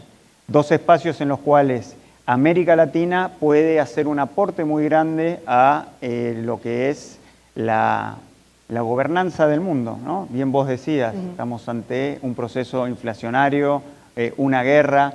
Saliendo de la pandemia, las noticias no pueden ser peores para la región, pero América Latina y el Caribe es una región que nosotros creemos que es una región solución. ¿Por qué? Tenemos reservas, tenemos países que tienen reservas de gas lo suficientemente importantes para poder trabajar en la transición energética, corriendo la frontera del tema de agricultura en la cual estamos empezando a trabajar. Hay posibilidades de expandir con proyectos de inversión toda la cuestión hídrica para poder generar riego en más de 70 millones de hectáreas nuevas para darle lo que el mundo necesita, que tiene que ver con los alimentos. Entonces, si bien venimos con una cantidad de problemas muy grandes, desigualdad, también tuvimos un panel estos días en el marco de los 10 años que CAF cumple como observador en Naciones Unidas con la Organización de Estados Iberoamericanos, discutiendo el tema de la educación, todos los problemas que la pandemia le ha dejado a nuestra región. Teniendo el 9% de la población mundial, tuvimos el 33% de los muertos. Eso implicó no solamente una tragedia desde el punto de vista familiar para muchas personas que perdieron seres queridos, etcétera, sino también una contracción en la economía, una de las más grandes de la región. Y en el sistema educativo, que ya seguramente lo va a plantear Mariano Jabonero, hemos tenido también un retroceso. Lo que tenemos que hacer ahora es recuperar ese tiempo. Y América Latina, como te decía, tiene las condiciones, la potencialidad para poder generar esos espacios en lo que tiene que ver con energía, transición energética, ayuda al medio ambiente. El ministro recién de Costa Rica planteaba que Costa Rica, en un territorio muy chico, tiene el 6% de la biodiversidad del planeta. América Latina tiene 2 de los países más biodiversos también, como Brasil y Colombia. Costa Rica, bueno, tenemos toda la potencialidad para poder hacer este cambio, y ese cambio hay que tratar de hacerlo en unidad. Y esa unidad, en el caso nuestro de CAF, se vio reflejada en una gobernanza dentro de la institución, donde todos los países por unanimidad definieron una nueva conducción hace un año atrás, con Sergio Díaz Granado, colombiano, presidente de CAF, y en el caso mío de Argentina, y todos los países, sin importar si eran de izquierda, de derecha, de centro, de medio, más pobres, más ricos, etcétera, definieron un camino para la institución y nos dieron cuestiones bien claras, ¿no? Esto que te decía del medio ambiente, trabajar con los organismos subnacionales, trabajar más con las ciudades, trabajar más con el sector privado. Entonces, estamos ante una oportunidad que, si la sabemos aprovechar, es bien interesante. Esto me lleva a una pregunta que me parece, visto que la CAF tiene una apuesta clara por la biodiversidad, por la financiación verde, por soluciones positivas, tiene detrás a los gobiernos, porque América Latina es una región muy biodiversa, pero también muy político-diversa, con gobiernos de todo tipo. ¿Cuentan con el respaldo de los países? La verdad que sí, totalmente. Mira, CAF es una institución que nació en 1968 con los países andinos.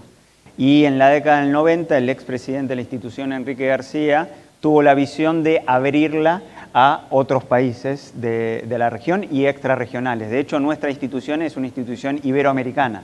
España y Portugal forman parte. Y a partir de la década del 90, distintos países fueron sumándose a la institución. Hoy tenemos toda América Latina, hace muy poco Costa Rica y República Dominicana, que eran miembros observadores de alguna manera de la institución, tomaron la decisión de ser miembros plenos. El Salvador se acaba de sumar a la institución, Honduras se acaba de sumar a la institución y hay varios países del Caribe que también estamos en conversaciones.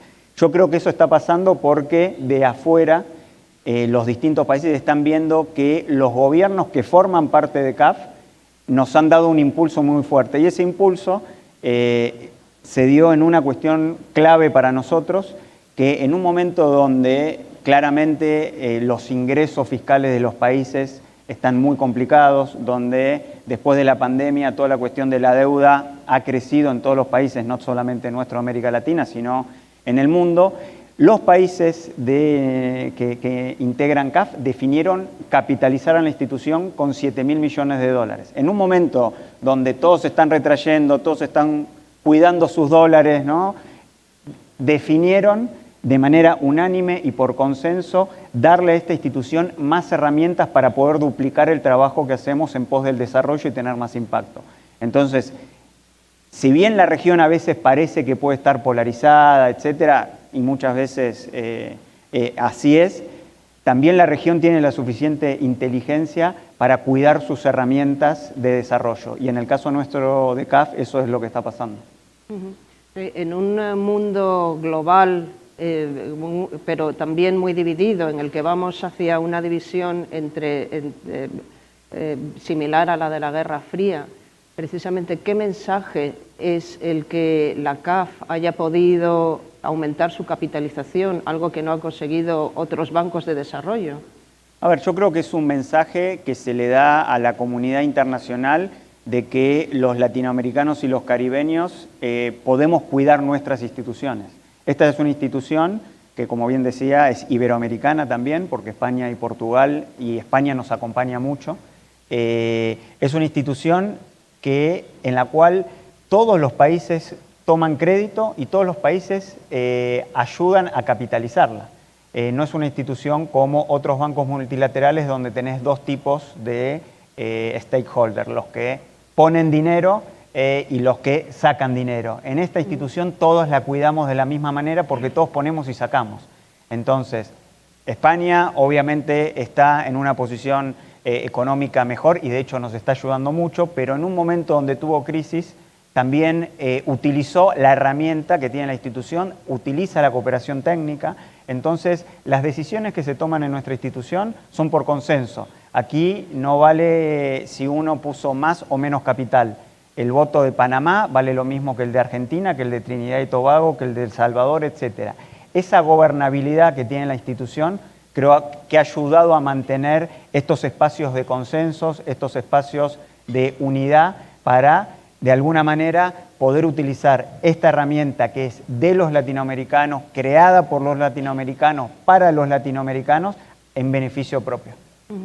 Y esta coyuntura ahora mismo de inflación, de malas perspectivas económicas, ¿puede perjudicar la visión que tiene CAF de desarrollo sostenible?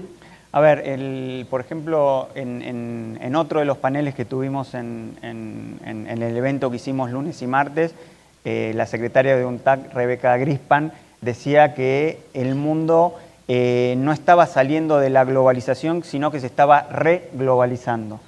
Nosotros vivimos inmersos en un espacio en el cual tenemos que negociar constantemente con el resto de los bloques económicos, etcétera.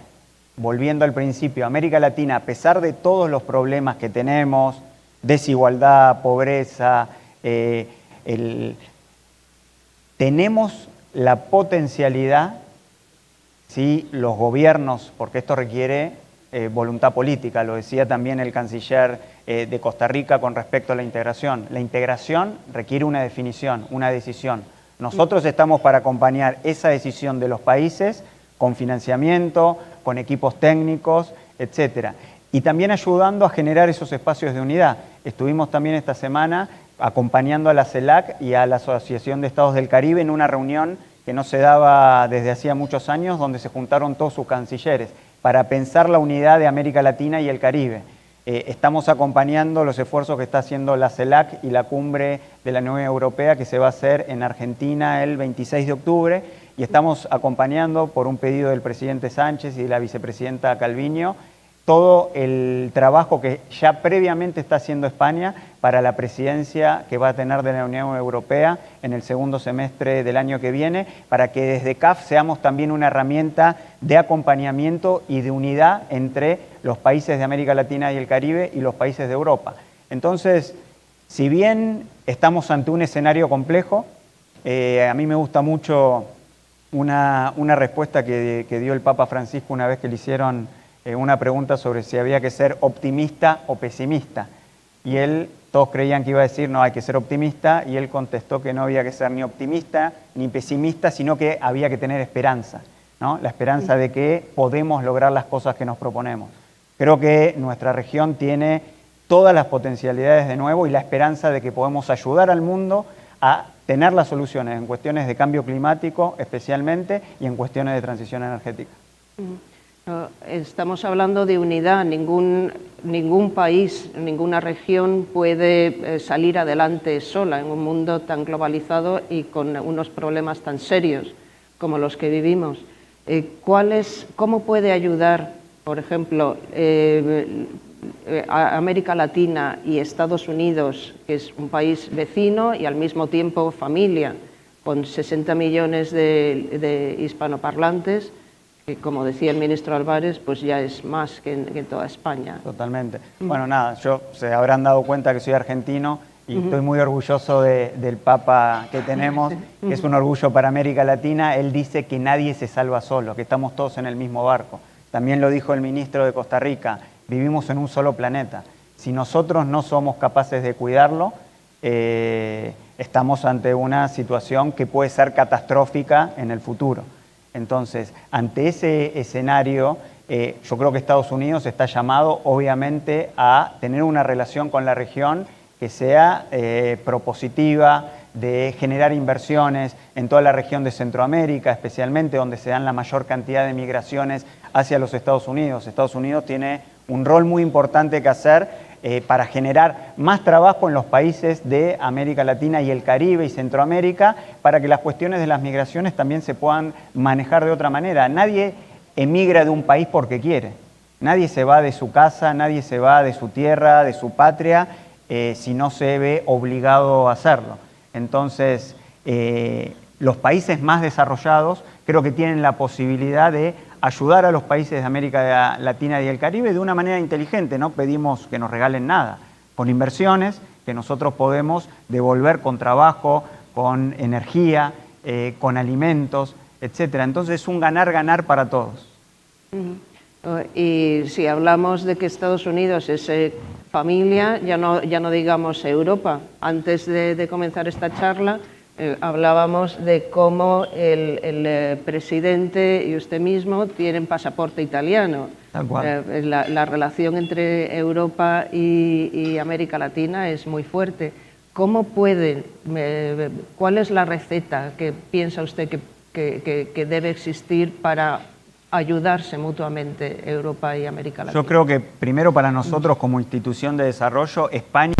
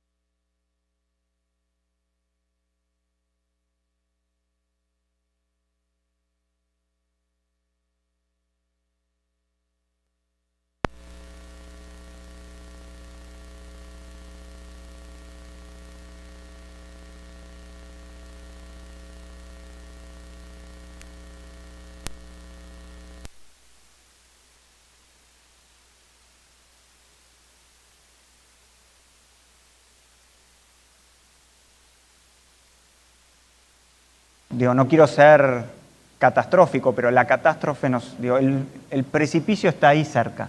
Entonces, como latinoamericanos y como caribeños, volviendo al principio, podemos ser parte de esta solución para el mundo y tenemos, de nuevo, toda esa potencialidad para hacerlo. Y nosotros, como herramienta de desarrollo, lo estamos tratando de hacer en nuestros países. Bueno, creo que es una nota de esperanza hacia el futuro que nos permite cerrar esta conversación con un poco más de mejor ambiente. Muchísimas gracias, Cristian, por tu participación. No, al contrario. Y espero que el año que viene podamos tener una conversación en la que digamos que efectivamente vamos por el buen camino. Excelente. Muchas gracias. Gracias a todos y todas. Muchas gracias. Thank you very much. Hope is a very nice word, and in a moment of this pivot to Asia, Latin America needs hope and finding its own place in the world. So we continue the conversation on Latin America with Mariano Jabonero, who is the Secretary General of the Organization of Ibero-American States since 2018, who will talk about education and digital divide. Mr. Jabonero?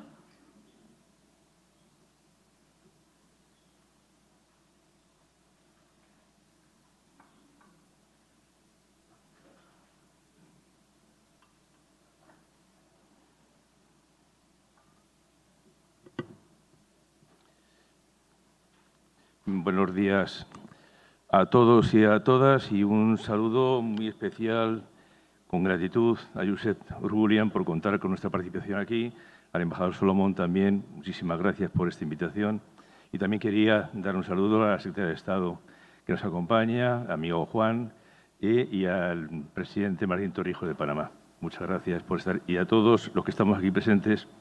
Empezar a hablar porque la OIE somos un organismo, es el más antiguo del sistema iberoamericano, que tenemos sedes en 20 países de la región, 18 sedes en América y 2 en Europa, en España y en Portugal.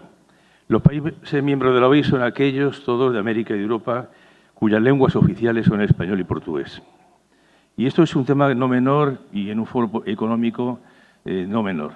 Somos la mayor comunidad bilingüe del mundo de 2 lenguas intercomprensivas, que sumamos 850 millones de personas y la más creciente. Y esto es un hecho que tiene un enorme valor político, cultural y económico. Y económico en una región en la cual, y ahí entramos un poco en materia, la productividad ha sido decreciente en los últimos años, desde el año 1960. Somos la única región del mundo, junto con el África subsahariana, en la cual no crece la productividad. En concreto, ha decrecido un 0,11%. Y ese factor de riesgo está muy asociado al nivel de competencias y habilidades que tienen nuestros ciudadanos y ciudadanas. Hemos vivido en sistemas educativos con baja calidad, baja inclusión y baja equidad. Y eso está muy asociado a esa baja de productividad.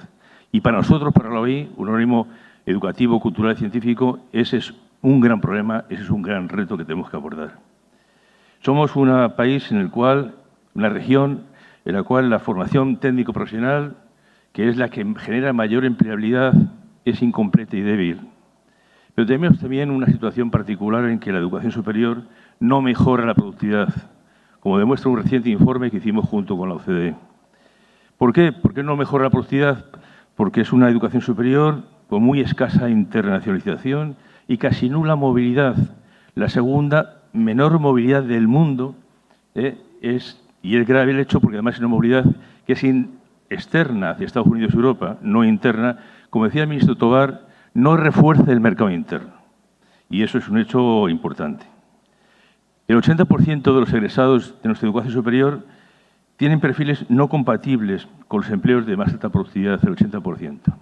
Y eso según un informe que hicimos recientemente con el BCE. Y el 50% de los empresarios, se dice Manpower, tienen dificultades para cubrir puestos de trabajo. Más del 50% de los trabajadores de la región, es decir, unos 140 millones, están en el trabajo informal. Y son, en su mayoría, jóvenes que abandonan la escuela de forma prematura y que van camino de la pobreza. La COVID ha agudizado todo esto. Como os decía antes, decía Cristian haría alguna referencia a ello, y estoy obligado a ello, porque ha provocado que 180 millones de niños y niñas y jóvenes estuviesen confinados en sus hogares durante mucho tiempo. Los que más del mundo. Es un hecho insólito realmente. Y en hogares que en un 46% no tenían ningún tipo de conectividad. Todo esto es una situación que es una catástrofe, pero que yo, como siempre digo, no quiero que se convierta en catastrofismo, porque el catastrofismo paraliza, no ayuda a actuar. Es un reto que tenemos que asumir y una oportunidad que tenemos por delante. Y es una oportunidad que tiene indudables efectos y consecuencias económicas y sociales. Hay que analizar propuestas, buscar soluciones, y para ello en la OI hemos creado un instituto especializado en educación y productividad, con personajes, entre ellos al que citaba Cristian, Enrique García, Enrique Iglesias, Susana Malcorra, Alicia Bárcena, que estamos trabajando todos juntos en cómo mejorar esa vinculación entre educación y productividad. ¿Cuál es el futuro? El futuro es apostar por una transformación educativa digital con sistemas híbridos que combinen lo presencial con la distancia. Conseguir que el acceso a Internet en los centros educativos sea con banda ancha. En este momento son solamente el 33%, pero eso, digamos, es una inversión que no es disparatada y tendría una altísima rentabilidad. Mejorar las competencias de nuestros docentes. Solamente un 60% tiene habilidades digitales. Mejorar competencias socioemocionales, comunicativas y digitales. Y esos sistemas híbridos, presenciales y distancia, que generen mayor calidad educativa, más equidad, más inclusión y más oportunidades para todos. Que esos 46% de hogares que no pueden tener ningún acceso digital lo tengan porque son más y mejores oportunidades para todos por igual. Es un sistema que genera una alta inclusividad. Ahí estamos trabajando hoy. Es nuestro gran programa estrella y tenemos la suerte de contar con socios que nos están apoyando. La Unión Europea, fuertemente decidida, el BID, CAF, hemos logrado con ellos una alianza muy estrecha. También algunos países, España, Colombia, Argentina, Portugal, y también, y es muy importante, entidades privadas. Entidades privadas que ven que esto forma parte de su ejercicio de sostenibilidad y que es el futuro que está aquí. Esa alianza, como prescribe el objetivo número 17 de los ODS, es la fórmula única posible para conseguir estos objetivos. Y creo, estamos satisfechos que en el plazo de un año aproximadamente hemos conseguido todo este tipo de complicidades que son muy importantes. Hay un caso particular en esa mejora de la productividad que es la apuesta por la educación superior y la ciencia. El 60% de la actividad investigadora en América Latina se hace en las universidades. Disociar educación superior de ciencia en América es imposible. Imposible porque se hace ahí la investigación. Y hemos alcanzado, y aquí hay una buena noticia, 32 millones de estudiantes de educación superior en la región. La región récord del mundo en estudiantes de educación superior. Pero es que en 10 años tendremos 45 millones de estudiantes de educación superior. Y ese crecimiento se está produciendo en sistemas digitales. El ciento de oferta presencial es del 20% y la digital del 90%. ¿Por qué? Porque tenemos tecnología y sistemas que en este momento hacen que una oferta virtual sea de calidad. Incluso se puede personalizar a través de la inteligencia artificial. Creemos que eso es una buena noticia. ¿Por qué? Porque esos 45 millones de estudiantes de educación superior son los que más pueden asociarse a la mejora de la sociedad y la productividad. Son los que más, voy a decirlo en términos coloquiales, los que más consumen cultura, los que más consumen educación, los que más consumen comunicación, los que usan más sistemas digitales y son los más innovadores. Creemos que esos 45 millones de estudiantes de educación superior son un gran motor posible para transformar esta sociedad. Y sobre todo si la educación superior se hace más pertinente, que es un tema que tenemos que asumir en la región. El 55% de nuestros estudiantes de educación superior, el 55% de ellos, estudian ciencias sociales y humanidades. En los países de la OCDE no es el 55%, es el 25%. Creo que es un dato muy relevante a tener en cuenta. Y creemos que todo esto supone, digamos, una gran apuesta, como decía antes, por un modelo educativo híbrido, tanto de la primaria, secundaria, formación técnico-profesional y especialmente educación superior asociado a la ciencia. El futuro no es otro que virtual, tecnológico y digital. Ese es nuestro reto educativo, que es un reto que es educativo, que es político, genera, digamos, refuerza el sistema interno y que además también es económico.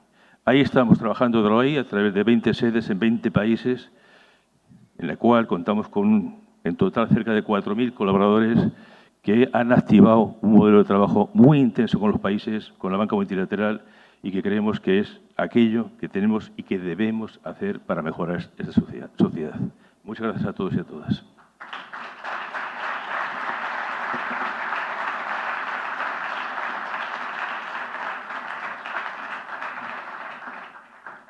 Thank you very much, Mr. Habanero, for reminding all of us the importance of education and technology. We'll move now to review the macroeconomic indicators. We need some light for the forecast for 2022 and 2023. Commodity prices seem to be going down in spite of the war. And we'll have a panel discussion moderated by Carla Arimón, Vice President of the Spain-US Chamber of Commerce, and Lisa Schiniller, Managing Director of America Sovereign Ratings, will join the panel. Ernesto Revilla, Managing Director and Head of Latin American Economics at Citigroup, and the moderator, as I said, will be Carla. Thank you very much. Please join me in welcoming them to the stage.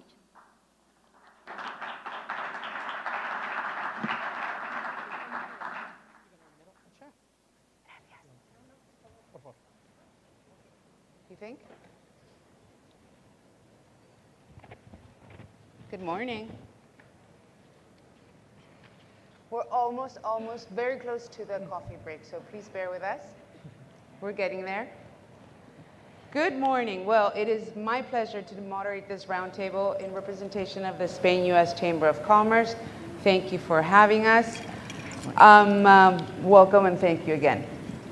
Digging into our topic here, a review of the macroeconomic indicators.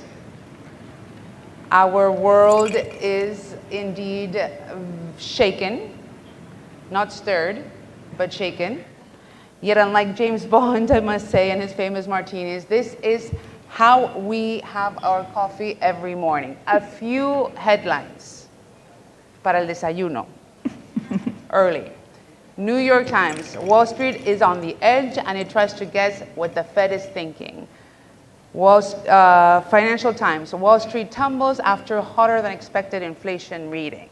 El País, portada de hoy, la inflación alimenta las colas del hambre.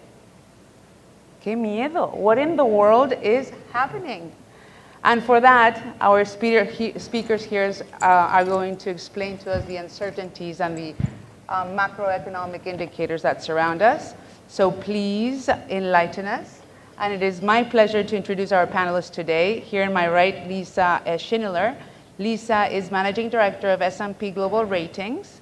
Lisa was also Adjunct Associate Professor at Columbia University. She worked in the International Finance Division at the Federal Reserve Board of Governors in Washington, D.C.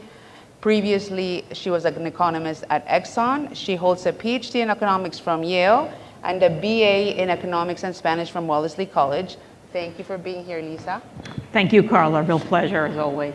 And Ernesto Revilla, here on my left, is a Managing Director and Head of Latin America Economics at Citigroup. Before, he had a 12-year career at Mexico's Finance Ministry, where he was Chief of Tax Policy Unit and Chief Economist. Earlier, he was an economist at the World Bank in Washington. He studied economics at ITAM in Mexico and at graduate level at the University of Chicago. Thank you, gracias.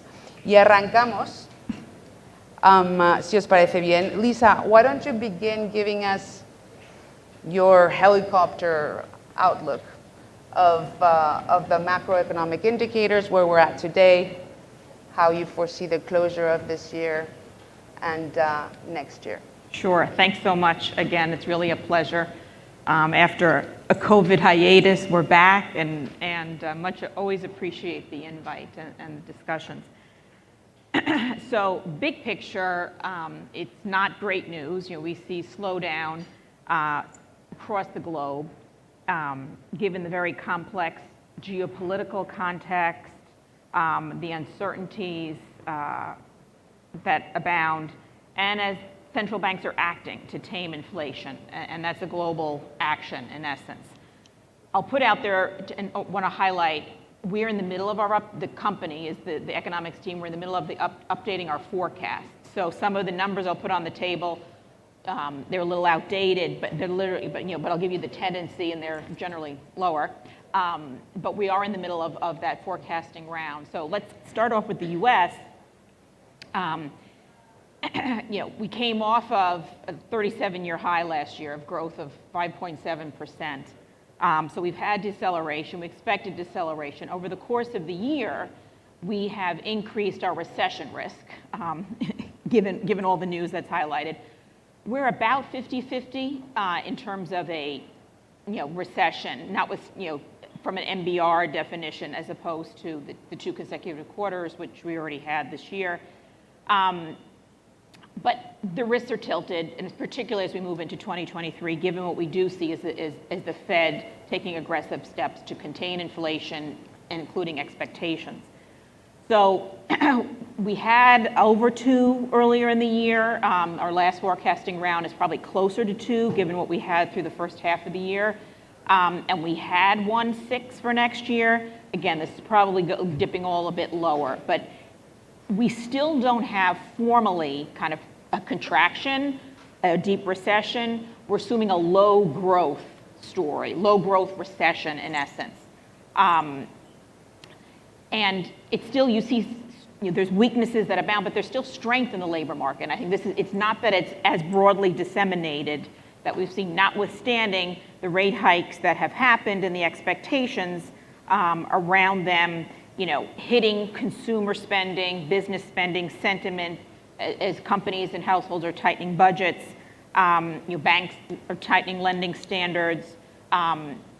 So all of this, is leading to housing dynamics, starts lower, et cetera.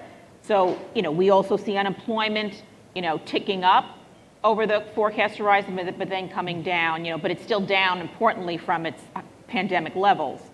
Inflation, a real challenge. If we think when we were sitting here a year ago, it seemed a much more benign environment to many.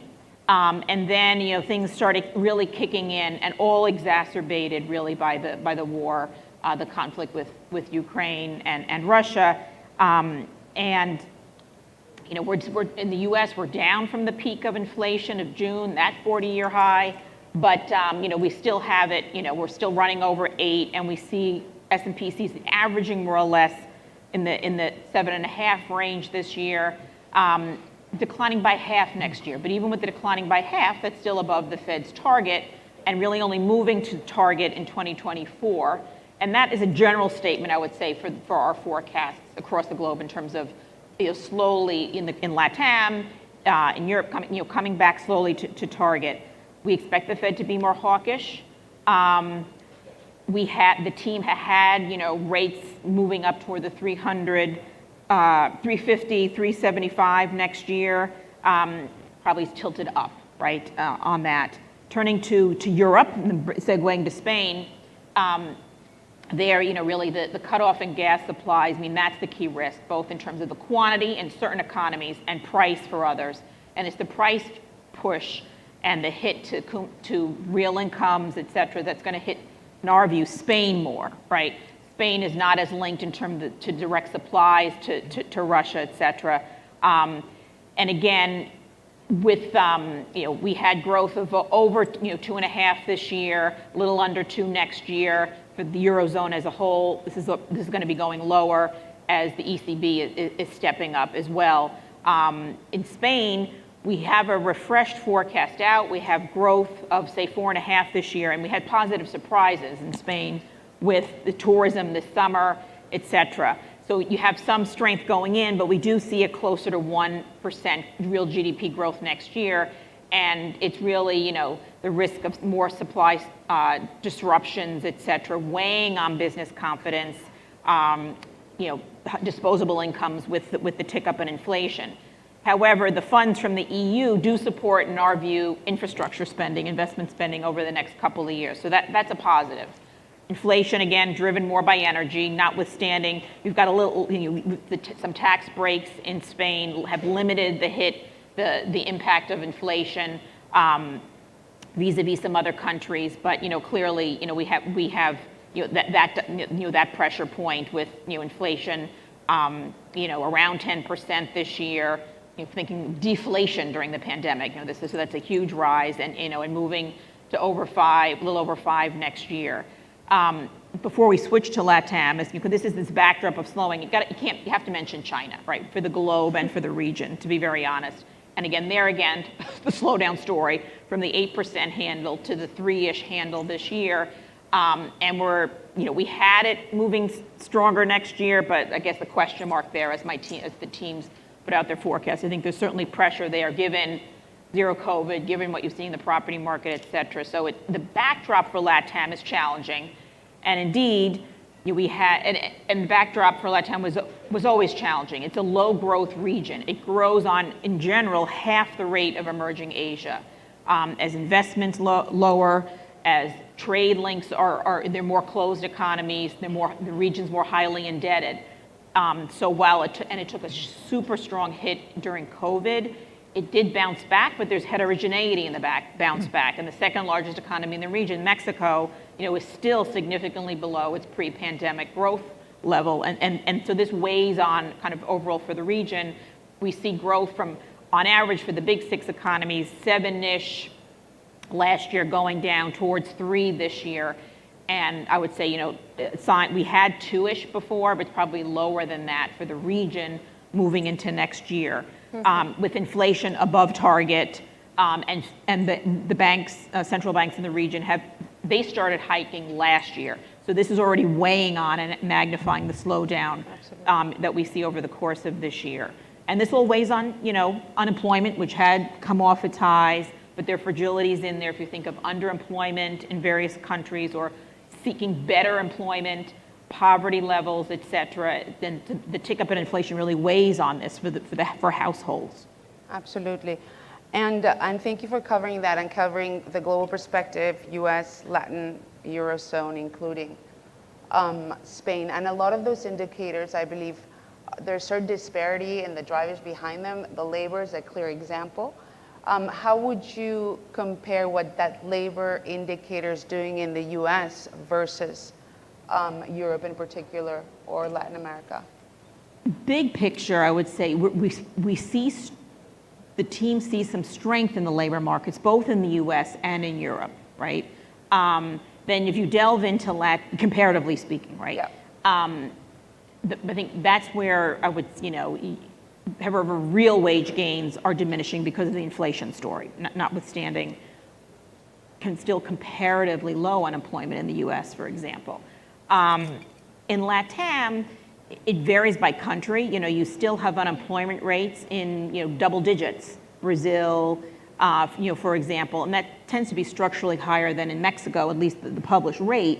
However, you have underemployment. So if you're going to look at a broader measure of employment conditions in Mexico, if you're going to think of underemployment or looking for better jobs or more hours, it's a worse number, right? So maybe that might be a little more comparable.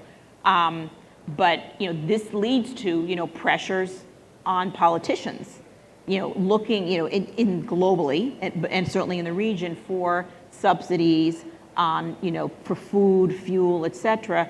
And this puts politicians in a difficult position given weak fiscal story, which we might get to or not, but in the region as well. And so the social backlash is a key thing to monitor. Perfect.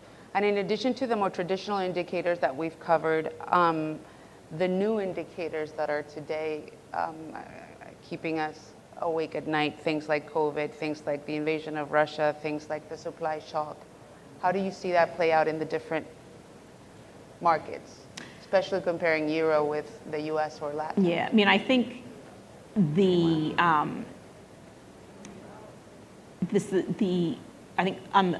picking up on some of the comments that were noted before by some of the other speakers, the region, LATAM, has a real opportunity in this, if you think about the nearshoring opportunity that's presented because of, one, you've got the COVID supply chain issues highlighting wanting to bring closer to home. But in our view, the dynamics between the US and China are going to remain strained. So that piece separately provides, and we view that from the US across party lines. So that you layer COVID dynamics on top of that, there's bringing pockets of production closer to home is a real opportunity for the region. And you have USMCA, and I would say that is very much providing a support in Mexico, notwithstanding some more challenging energy policy initiatives under the current administration. Absolutely. But then you have CAFTA, you have the Costa Rica, et cetera, elsewhere in the region who can really benefit from that. And the flip side, you think of food and energy, the region is rich in food and energy potential as well. Some more green, some less, but there's a whole lot of potential there to be tapped into, and clearly on the grains to meet to the richness in the Andean region in terms of fruits, vegetables, et cetera. So there's a whole lot of opportunity there if you want to think on the upside. Fantastic. Love thinking about the upside and thinking about that world of opportunities, and especially taking the flip side of a supply shock issue problem becoming an opportunity from the proximity piece. The region needs to capitalize on it, though, and that's where they need to put in tough, they have to think about the policies to put in place to support a favorable investment climate. So how does the region capitalize on it? Thank you, Carla. Let me start by thanking the Chamber and PRISA for the invitation. Thank you, Mr. Ambassador, Mr. Chairman. It's really an honor to be here sharing this panel with Lisa. We've known each other for more than a decade now. Pleasure, yeah. So let me start with two things. One is that forecasts, generally macro forecasts for the region and for the world, have a much higher range of uncertainty than usual. I mean, it's really hard to have visibility on how the world economy, I mean, even the US economy looks 1 year from now. If we were to repeat this event next year, and I hope we do, maybe the US by then already had a recession. Maybe we would go into a recession in the second half of 2023. Maybe inflation came down in the US as the market kind of expects. Maybe it didn't. And all of these range of scenarios play in a very important way for Latin America. The second thing is that LATAM is obviously facing very difficult external conditions. And you have to remember that Latin America usually does well when external conditions are favorable to LATAM. Like in the first decade, the 2000s, when China was growing very strongly, we had high commodity prices, LATAM did very well. But now, the global economy is slowing down, obviously. The US is slowing down, China is slowing down. We have a hiking cycle by the Fed, which is usually very bad news for emerging markets. If you remember the big Latin American crisis, they started when the Fed was hiking rates. The debt crisis of the 1980s, the tequila crisis of 94, 95. The hiking cycle of 2004 didn't cause a crisis in LATAM because China was growing strongly and offsetting the effect of tighter financial conditions by the Fed. But now we have a big hiking cycle by the Fed in front of us. Today, by the way, is Fed Day, 2 p.m. We'll see what happens. 75 basis is kind of discounted, but it can be more. So that will be important for the region. And of course, you have COVID, which has been mentioned today many times, and the war in Russia and Ukraine. Now, despite all of that, one of the surprises for me, and I guess for many analysts, is that this year LATAM is doing very well in spite of very difficult external conditions. We have increased growth forecasts in the region since January in many countries across Latin America. Just to give you some examples, in January, we were thinking that Brazil was going to contract this year 0.3%. Now we think it's going to grow 2.7%, significant change. Colombia, we thought it was going to grow 4.5% this year. Now we think it's going to grow 7.5%. Mexico, with AMLO, we thought it was going to grow closer to 1.2%. Now it's 2.1%, and so on. So growth has been very resilient in Latin America. So that's the good news. The bad news is that 2023 growth by us in Citi and by the consensus of analysts looks weak in Latin America because of the difficult external conditions. Inflation is another big mistake that the market and analysts have made in 2022. Inflation in LATAM, as everywhere else in the world, has been higher than expected. The good news is that we think that the peak of inflation in Latin America is about now. It should come down in the fourth quarter of this year and more into 2023. Interest rates very high in Latin America. LATAM central banks were the first ones in the world that started hiking earlier, with the Brazilian central bank hiking in March of 2021. The Fed, all of 2021, was asleep at the wheel, right? Was thinking that inflation was transitory, but we Latin Americans and Latin American central banks said, well, we've seen this picture before. We know that high episodes of inflation are hard to bring down, and they started hiking way earlier. The good news is that they are about to stop hiking now. Today is not only Fed day, but also Central Bank of Brazil decision day. So we think they will hold at a very high interest rate of 13.75%, and that's the first central bank that will stop hiking rates. Then Peru, Chile, Colombia, and a little bit later Mexico. So we should be about the peak on inflation about now, interest rates about their peak, and next year what we see basically is low growth. And it's not only external conditions. Obviously, internal conditions in Latin America are a headwind for growth. You have political uncertainty in many of these countries that it's keeping investor sentiment lower than where it can be in Mexico, in Peru, in Chile, in Colombia. We have an election, obviously, in Brazil in a few weeks.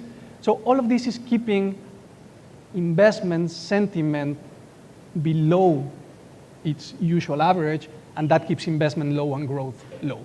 But all of this is the short term. I will finish by saying that the medium term, and many people have mentioned this today, the medium term looks relatively well for Latin America if we can, as Lisa mentioned, take opportunity of the reconfiguration of supply chains around the world. Latin America is ideally positioned geographically, demographically, even politically to capitalize on the changes that we're seeing in the global economy. But to get to that place, we still have to jump 2023, which promises to be difficult for sure. A lot of uncertainty, as I already mentioned, but hopefully some LATAM countries have very strong fundamentals to withstand those headwinds. How do you see Europe playing out? Is that investment mood also lower appetite in general terms?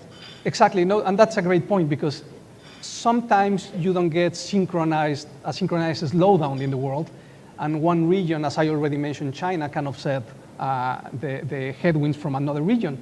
But right now, what we're seeing is really a synchronized slowdown in China, the US, and the Eurozone. Actually, we are now forecasting a recession formally in the Eurozone earlier, as soon as the second half of 2022. And now we are forecasting officially a recession in the US in the second half of 2023. So what that means is that the soft landing scenario that many were expecting and that the market was pricing is less probable. And that affects Latin America because all of these regions are the main partners for different countries in LATAM.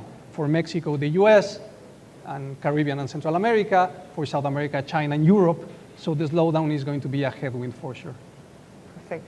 And to both of you, how does this perspective, outlook, vision affect the normal citizen? Somebody that needs to decide whether they're going to buy a house or rent a house. Somebody that has a job, whether that job is in New York City or in Madrid or in Buenos Aires. Given the tightening of the economy, tightening of monetary policy, it's more expensive, right? In terms of if you don't have the cash to put down and you need to borrow, right? So you got to get a mortgage. That clearly is, it makes it more costly. That's why you've also seen slowing, in the housing market in the U.S. In LATAM, you don't have the depth of, the housing market that you have here, for example. So I would say it's going to feed more into, broad brush, the cost of consumer lending, borrowing, et cetera, or for firms, more than the mortgage market. I mean, obviously, the mortgage market is deeper in Mexico than Brazil, what have you. But, lending more is costly, and so that's going to put, it puts pressures on budgets, and that's what's going to feed into the slowdown. That following and fully, taking all the points that Ernesto put on the table. That's how it hits the regular person, and then more job insecurity, which is higher in LATAM than period. No, I think there's a lot of pain for the regular citizen in Latin America and the world right now, for sure. If we look at the fourth quarter of 2019, we already have a lot of social discontent and unrest in Latin America. Remember the protests, Chile, the biggest one, but there were protests everywhere. And if you were to put that social discontent of 2019 and put on top of that the worst economic depression since the 1930s, and a terrible health crisis that already has been mentioned that hit Latin America particularly hard. I mean, social discontent is huge right now. If you were to construct a misery index by adding inflation and unemployment, it should look very high right now in Latin America, and it looks very high in the US as well. Not for the unemployment part, but for the inflation part. So it's hard to predict protests, it's hard to predict unrest, but I wouldn't be surprised that the probability for sure is higher right now. And we're seeing some protests too much. But what is the risk of this forecast? Right now, you have to consider that markets are pricing in a terminal rate by the Federal Reserve of around 4.25, 4.5%. That's not very high, right? Considering that inflation in the US is 8% right now. So if the risk is to have maybe today, maybe sometime in the future, a much more hawkish Fed, this will cause big capital outflows out of Latin America and emerging markets, sharper depreciations of currencies, more inflation, and the potential for more unrest. And that's something that governments in Latin America are focusing on and should be very careful with, for sure. Absolutely. Thank you for that. Any additional comments? Any questions from the audience? I think picking up on one of the points that Ernesto made, the social dynamics, social pressures. We have a lot of elections. We've had a lot of elections in the region. Many will characterize more recently policy shifting to the left. I think it's important to highlight it's a shift to the other side of the aisle, wherever you're at. It's a discontent with who's in office. Right, and if we look at, and some of it's anti-establishment, some of it's just right. Let me look at the Ecuador electoral outcome. That was a move to the right, and this is a country that is more to generally see more to. Populations are fed up with policies, so that swing. So there's swings in who's in office, and that can raise, with weaker institutional settings, more volatility in policy. So you have to look at the tone of policy, but the volatility of policy in and of itself also undermines the investment climate and the growth story. And I think that's another point to keep in mind. This stems from, reform, quote unquote, reform fatigue, even coming out of the global financial crisis. You think you've had that, you had the pandemic. So the region continues to be buffeted, and it's a challenge. Absolutely, and I think that to the point, it's also important, as we've mentioned and heard on several occasions today, is the idea of the resilience, supply chain resilience, economic resilience, social resilience, government resilience in every sense to kind of remain personal resilience. I'm huge on resilience. I have to say that all of this reminds me. I live in Texas, and there's a cute little taco place in Austin called El Arroyo, and every day they have a big sign out. And they have a sign out that caught my eye last year, which says, "Welcome to today's episode of Now What?" And that's the feeling that we have today, and the feeling that we have to remain firm and amidst all the uncertainties, for all the reasons, are all the economic indicators that you've both covered, the importance of remaining strong and remaining resilient amidst these uncertainties. But with the opportunity, and as Christian also mentioned, and alluding to the Pope, with that idea of there's hope. So we shall indeed endure. But thank you so much. Thank you for your participation. Thank you for all the insight. And thank you all for listening. Same as like you're late, Carla. We appreciate it very much.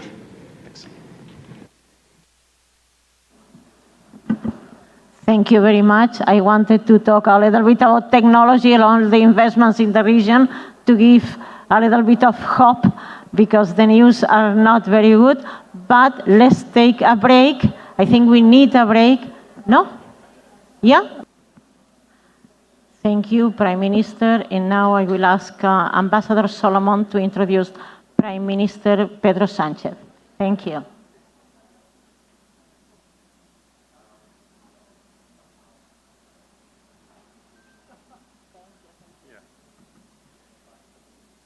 Good afternoon. I got to wish everyone a good morning, and I get to wish you all a good afternoon. I hope everyone who is present here, as well as the audience that's following the live stream on the El País website, are enjoying today's program. And to open up the second part of the forum, we are extremely honored to welcome the Prime Minister of Spain, Pedro Sánchez.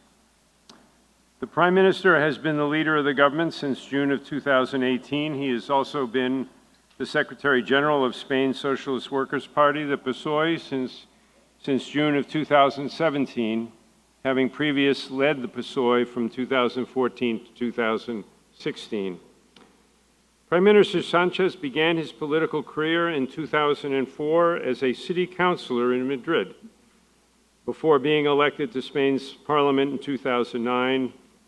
In 2014, he was elected Secretary General of the PSOE, becoming leader of the opposition.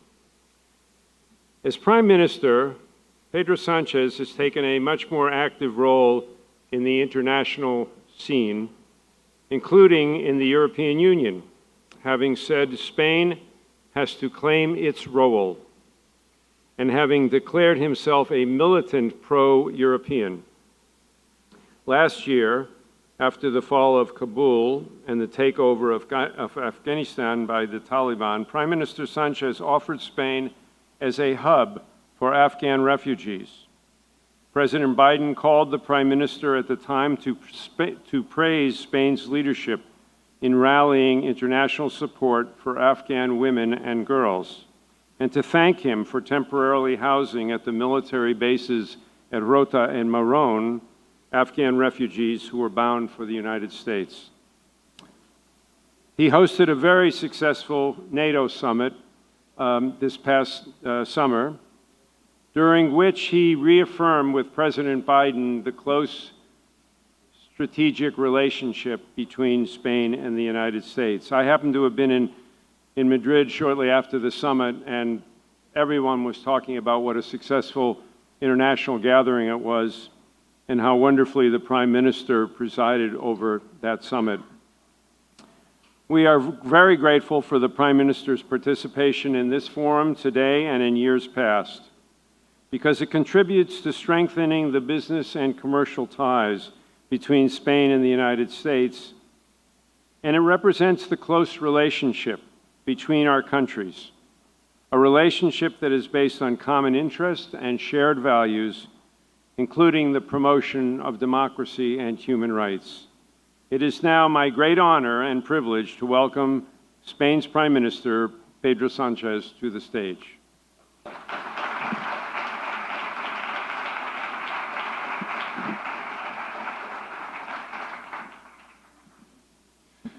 Buenos días. Quiero comenzar mis palabras agradeciendo el compromiso de todas y de todos los asistentes y reconocer la labor tan relevante que estáis desempeñando. Proyectar la imagen internacional y la solvencia económica de un país, de un gran país como España, en un país tan importante para la economía global y para el orden internacional como es Estados Unidos. Hace 3 años, en 2019, participé en este mismo foro económico, en un contexto radicalmente distinto al que ahora mismo tenemos. Era un mundo previo a la pandemia, un mundo en el que, en fin, una agresión a gran escala en Europa, como la que hoy se está padeciendo en Ucrania, resultaría, si lo decimos entonces, impensable. Pero el 24 de febrero la historia cambió. Y esta mañana Putin ha dado además un paso más en la huida hacia adelante, haciendo nuevas declaraciones que son totalmente inadmisibles. Y por eso quisiera aprovechar este foro para, en primer lugar, condenar de manera categórica el anuncio de la celebración de referéndums para adherir de manera ilegal los territorios del Donbass a Rusia. Se trata de una nueva violación de la legalidad internacional y su resultado nunca será reconocido por la comunidad internacional. Siempre vamos a apoyar la independencia, la soberanía y la integridad territorial de quien es hoy el agredido, que es Ucrania. Sabemos que estamos en una guerra de agresión iniciada por un autócrata y sabemos también que entramos ahora en una fase mucho más crítica de la guerra, que es cuando el agresor se da cuenta de que va perdiendo la contienda. Justamente ahora, en este momento preciso, es cuando más falta hace la unidad de Europa y de todas las democracias en el apoyo a Ucrania. Entre tanto, las consecuencias de este nuevo contexto son tristemente conocidas. Permítame aludir a tres especialmente acuciantes y que traen causa o vienen agravadas como consecuencia de la guerra de Putin en Ucrania. En primer lugar, la crisis energética a la que se enfrenta Europa y también el mundo, derivada de la tradicional dependencia de muchos países europeos del gas y del petróleo ruso. Creo que la posibilidad de un corte total de suministro es real, por la voluntad de un autócrata de convertir la energía también en un arma de guerra para chantajear al mundo y en especial a Europa. Y por tanto es crucial responder a ese desafío con planes de contingencia orientados a dar una respuesta a cualquiera de los escenarios, por adverso que éste sea, y también orientados a responder a los desafíos que tenemos en el futuro y sobre todo al cambio climático. En segundo lugar, el impacto del conflicto en la evolución de los precios y sus consecuencias sobre la economía y el bienestar de nuestros conciudadanos. Y en tercer lugar, la posibilidad de una crisis alimentaria debida al incremento de los precios de las materias primas agrícolas y también de los fertilizantes, que son objeto de debate en esta semana en la Asamblea General de Naciones Unidas. Bueno, yo creo que la consecuencia directa de estas tres amenazas se resume en un sentimiento generalizado que recorre Europa, también el mundo, que es el de la incertidumbre. Según las últimas previsiones del Banco Central Europeo, la inflación en la zona euro será del 8,1% este año, en el año 2022, y del 5,5% en 2023, bajando hasta el 2,3% en el 2024. Con todas las cautelas que evidentemente tenemos que poner a estas previsiones por la incertidumbre. Y en cuanto al crecimiento del PIB de la zona euro, las previsiones apuntan a un crecimiento del 3,1% en 2022 del conjunto de la zona euro, de un 0,9% en 2023 y de un 1,9% en 2024, con una revisión a la baja por el menor poder adquisitivo de los ciudadanos y el lógico deterioro de la confianza de las empresas y de los consumidores. Todo indica, por tanto, que vamos a seguir un tiempo muy por encima del objetivo del 2% de inflación marcado por el Banco Central Europeo, manteniéndose una política monetaria de tipos de interés crecientes durante al menos el próximo año, el año 2023. Y ante la incertidumbre de este escenario, es, a mi juicio, indispensable apelar a la prudencia. Y desde la prudencia, y por tanto desde el sentido común que otorga esa prudencia, quiero señalar que nuestro país, que España, se encuentra en estos momentos en una mejor posición dentro de un contexto tan complejo respecto a otras economías de la Unión Europea. Con esto no quiero señalar que no hay elementos de preocupación. Sin duda, el tener una inflación del 10% es el indicador más preocupante ahora mismo de la economía española. Y aún así, permítame compartir un optimismo prudente y razonable a partir de tres factores determinantes que estamos también registrando y que son datos, no son opiniones. En primer lugar, la apuesta sostenida en estos últimos 4 años por la transición energética, por las energías renovables, que ya suponen más del 58% de la potencia eléctrica instalada en España y que gracias a ella hoy España es uno de los países menos dependientes del chantaje energético que puede infligir Putin a Europa. Contamos con casi un tercio también de toda la capacidad de regasificación de Europa.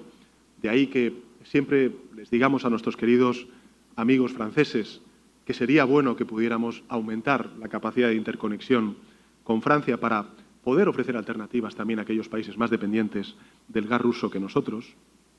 Y además, gracias al impacto de las primeras medidas de ahorro y de eficiencia energética puestas en marcha desde principios del mes de agosto, hemos reducido ya el consumo eléctrico en más de un 4% respecto al año pasado, sin perjudicar la actividad económica ni la calidad de vida de la población. Es evidente que aquí no estamos a 27 grados. Creo que todos podemos compartir que aquí en Estados Unidos tienen la temperatura mucho más baja que en España. Pero en todo caso, una vez más, creo que el sentido común, y me gustaría también reconocer en la responsabilidad cívica del conjunto de la sociedad española, estamos llegando a ese 7% que nos marcamos como acuerdo con las instituciones comunitarias para, entre todos, ser más fuertes, más resilientes frente al chantaje energético de Putin en Europa. En segundo lugar, sobre la evolución de los indicadores en lo que va de año, creo que podemos certificar un crecimiento, desde toda la complejidad del escenario internacional, un crecimiento económico sólido y bien asentado. Y quisiera además poner algunos datos de relieve. En fin, la economía española creció por encima de las otras grandes economías europeas en el segundo trimestre del año, muy por encima de la media de la Unión Europea, un 1,1% frente al promedio de la Unión del 0,7%. El consenso entre los principales organismos económicos internacionales y nacionales es que vamos a superar este año una tasa de crecimiento del 4% y más del 2% en el año 2023, es decir, en niveles claramente por encima de los previstos para las mayorías de economías europeas, sobre todo las más importantes, y del conjunto de la zona euro y las economías más avanzadas. En términos de empleo, los datos de agosto, si revelan algo, es que la afiliación a la Seguridad Social ha crecido y ha hecho que tengamos 670.000 personas más al año, que el año pasado trabajando, manteniendo una tasa de crecimiento anual del empleo por encima del 3,3%. Hablamos de una tasa de paro en mínimos desde la gran recesión en el año 2008. Y, por tanto, creo que estamos hablando de más empleo en un contexto también de mejora de la calidad de nuestras relaciones laborales derivadas del acuerdo que logramos con la patronal y con los sindicatos y que pusimos en marcha a principios de este año. Simplemente dar un dato, el porcentaje de contratos temporales se sitúa hoy por debajo del 20%. ¿Y esto en qué se traduce? Bueno, se traduce en que nuestro mercado laboral ofrece empleos de mayor calidad y que, por tanto, estamos rompiendo con una dinámica que venía siendo señalada por todos los organismos internacionales y también europeos de un modelo laboral basado en la precariedad y en los bajos salarios. Creo que este crecimiento económico y del empleo tiene también su reflejo de forma muy prominente en algunos sectores. Voy a señalar solamente dos. El primero es el del sector turístico, que ha sido un sector altamente afectado como consecuencia de los confinamientos de la pandemia, que ayudamos y mucho desde el sector público. Ya estamos prácticamente en datos de visitantes previos a la pandemia. Importa el cuánto, lógicamente, pero importa sobre todo el cómo traducir esta cifra en el ámbito del sector turístico. Y hay un dato muy relevante que me gustaría compartir y es el superávit en balanza de pagos por servicios turísticos, que es un 20% por encima del año 2019. Y el segundo dato que me gustaría compartir con ustedes se refiere al crecimiento de la producción industrial, por encima de las 5 grandes economías de la Unión Europea. Aquí también importa no solamente el cuánto, sino el cómo.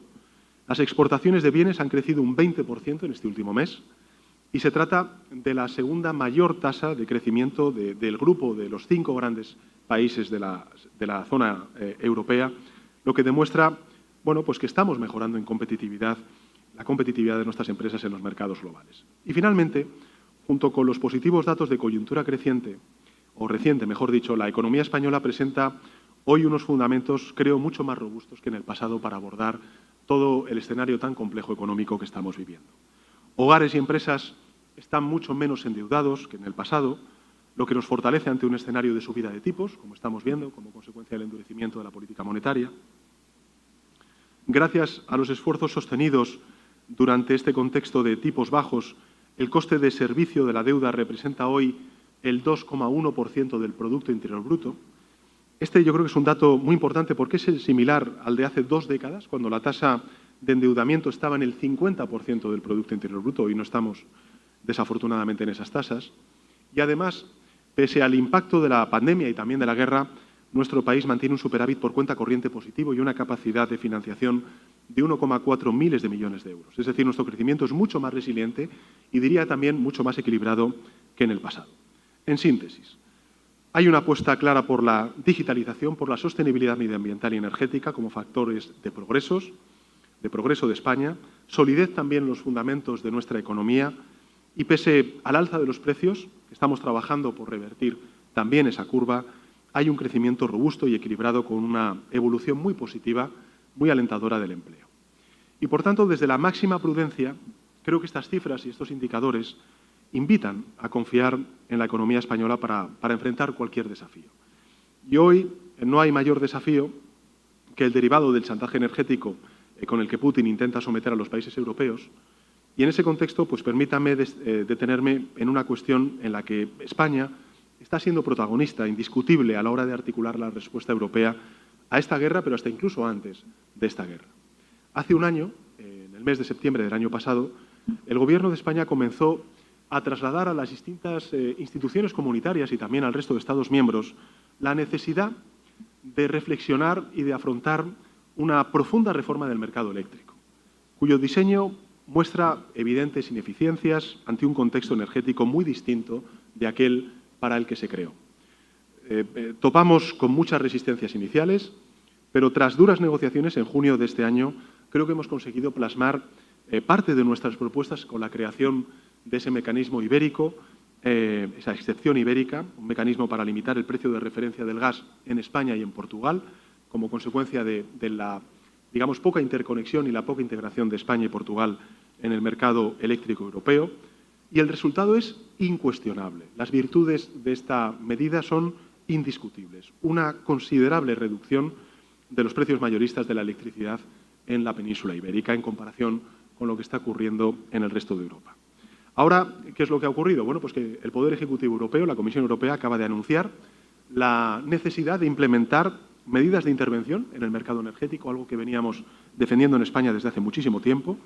Y creo que este es un buen paso que camina en la dirección de adaptar nuestro mercado a una realidad nueva derivada del impulso a las energías renovables, el desafío climático y también la crisis energética provocada por Putin en Europa. Creo que en este contexto España tiene credibilidad en Europa porque demuestra coherencia en sus políticas y en sus propuestas y también firmeza y capacidad negociadora a la hora de poner en marcha estos acuerdos a nivel europeo. Y creo que hay 2 datos que me gustaría compartir con ustedes que ilustran esta afirmación. Hay uno que me parece indiscutible y es que hemos multiplicado por 12 la potencia instalada de energía eólica respecto al periodo 2015-2018 en estos últimos 4 años. Y por 142, no por 12, sino por 142, el volumen de energía fotovoltaica. El segundo dato, en 2021 hemos duplicado la potencia fotovoltaica en instalaciones de autoconsumo registrada en 2020, multiplicando por 10 la que se alcanzó en el año 2017. En fin, yo creo que en relación con la apuesta por una economía limpia, por una economía descarbonizada, el Gobierno de España está dando ejemplo y también quiero trasladar a los inversores, y mañana tendré ocasión de decírselo tete a tete a muchos de ellos, nosotros no vamos a dar ningún paso atrás. No vamos a utilizar la crisis energética como excusa para ralentizar nuestros compromisos en relación con la transición energética, porque vemos la transición energética como una gran oportunidad para que España se reindustrialice y para que podamos convertirnos, ¿por qué no?, en un futuro próximo, si continuamos con esta apuesta coherente, en una potencia exportadora de hidrógeno verde al resto de Europa. Por tanto, muy al contrario, a partir de ahora nuestras prioridades, si me permiten, las voy a resumir en 3, que es reformar el mercado eléctrico a nivel europeo, acelerar aún más el despliegue de las energías renovables en nuestro país y 3, apostar decididamente por algo que he dicho antes y es por las interconexiones y los nuevos sistemas de almacenamiento energético para convertir a España en un polo de referencia de desarrollo del hidrógeno verde. El objetivo, sin duda, es ambicioso, pero creo que es plenamente viable y además es muy necesario en un país que durante estos últimos meses y en particular en verano hemos sufrido una ola de calor que no sufríamos en décadas y que creo que demuestra muy a las claras cuáles son las consecuencias sobre la calidad de vida y la actividad productiva de nuestro país del cambio climático. Y para ello ya estamos utilizando toda nuestra potencia tractora de los fondos de recuperación, los fondos Next. Estamos destinando un 40% de todo ese volumen de recursos provenientes de Europa a la transición energética y también a la sostenibilidad. Somos el país de la Unión Europea que más está avanzando en la implementación y el desarrollo de los fondos Next Generation, a los que se vincula lógicamente el plan de recuperación con toda la agenda de reformas, y avanzamos con rapidez porque tenemos clara la meta. Y no hay mayor prioridad para el Gobierno de España que vincular la transición ecológica con la propuesta de reindustrialización de nuestro país. Un binomio que creo que es de éxito para modernizar nuestra economía en un tiempo de grandes transformaciones que son muy necesarias. Hay una apuesta decidida también, y es algo que voy a comentar a los inversores extranjeros mañana, hay una apuesta decidida por sectores de futuro, por el sector de la industria aeroespacial en nuestro país, por sectores clásicos, pero son muy importantes para la economía española, como es el sector de la automoción y, por tanto, la electrificación de nuestra economía y también de la industria del automóvil, la producción de microchips y semiconductores. Ahora mismo hay grandes corporaciones que están pensando en ubicarse también en Europa. ¿Por qué no podemos crear ese ecosistema también en España para convertir a España en un lugar de producción y de diseño de estos microchips y semiconductores? Sin duda alguna, la industria agroalimentaria, la economía social, la sanidad de vanguardia.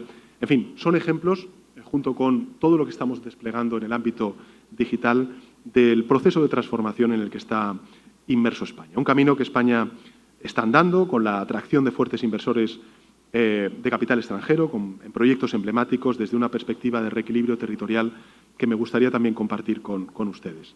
Hay ejemplos concretos de ello, con la implantación ya de 2 gigafactorías en nuestro país, la apuesta por España de importantes empresas tecnológicas en el ámbito de la ciberseguridad, que se están ubicando también en el sur de nuestro país, la gestión de datos, la inteligencia artificial o los anuncios de inversión en laboratorios punteros de producción de vacunas de importantes industrias farmacéuticas en España.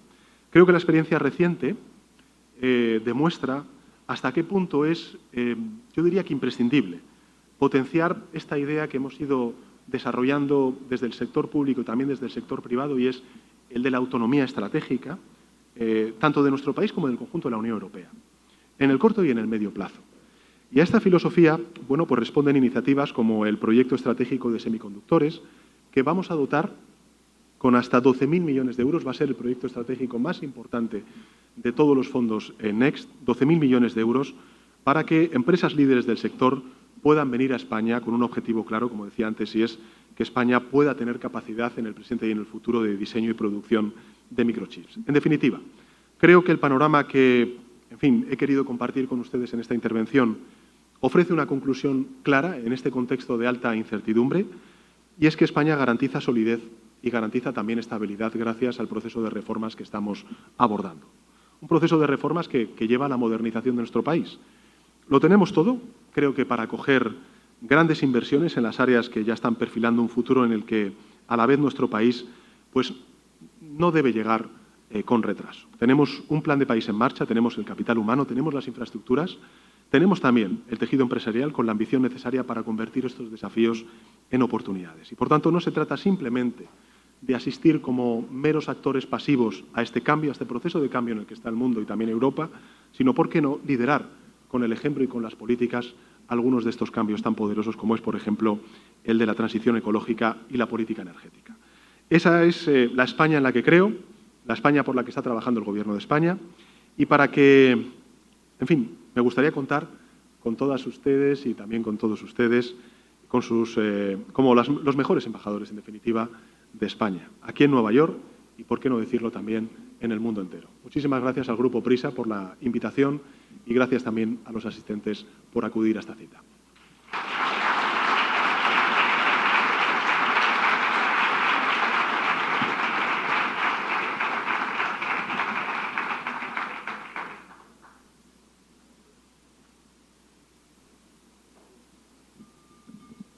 Thank you very much, Prime Minister Pedro Sánchez, for this cautious optimism we needed, and also for all the efforts in Spain for the ecological transition which is so important. So we talk about the 3 Cs, the conflict, the COVID, and the sustainability. In the next panel, we'll focus on that subject. So we have here with us José Morán, who is the Global Chair of Energy, Mining and Infrastructure Practice Group at Baker&McKenzie, and will be the moderator of the next panel. Please, let's welcome José Morán to the stage. De nada. ¿Yo presento a los otros o no? ¿O los presentas tú? Vale, vale, vale.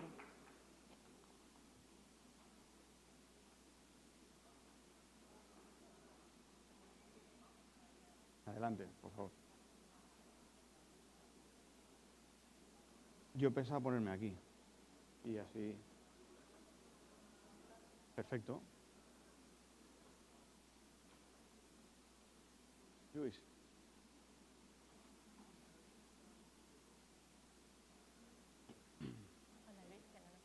No. ¿Cómo estás? Luis, Encantado, Marcos, La Torre. ¿Cómo estás?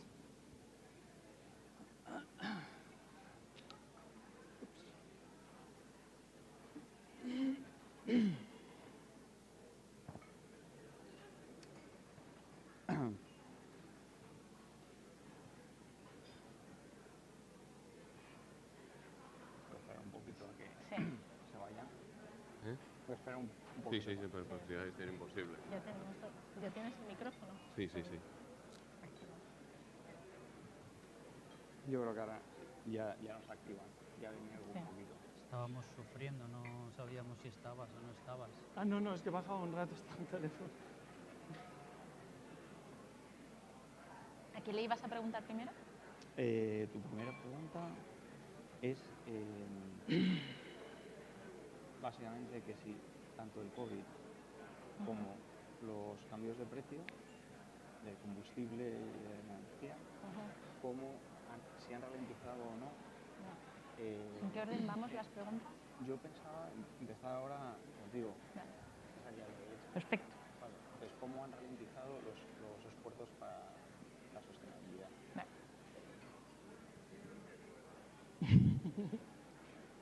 Voy a cambiar un poco el orden. Dime. Voy a cambiar un poco el orden. Como quieras, me digo. Vamos, las preguntas son las mismas. Sí. Perfect. Estamos. Good afternoon, ladies and gentlemen, distinguished guests.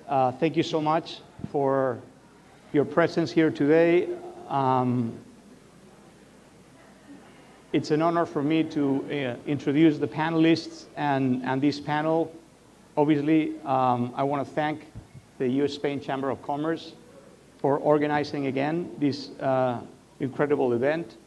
I want to thank the speakers that were just before us, particularly the President of Spain.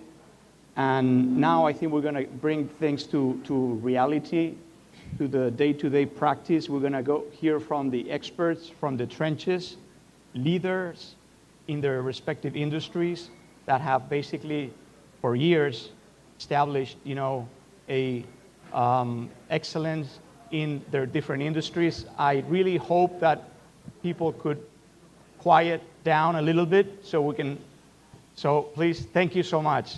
Great to have your silence and attention. So without further ado, obviously our panel, it's a panel that has a lot of information. It's really packed. It's a packed agenda, and the topics obviously of our agenda today are renewable energy, something that we've heard already, from all the other panelists, resilient infrastructure, new jobs, and new markets. A lot of things are changing these days. Further, in the US, as you know, the Inflation Reduction Act was implemented. If we just look at some of the key elements of this regulation, they are just historical in terms of proportions.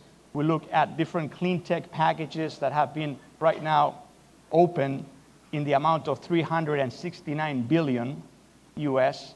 We hope to create at least 100,000 new companies and 550,000 new jobs. The US government has put a lot of effort behind these new tax credits and new financial mechanisms basically are put in place and will be put in place in the upcoming days.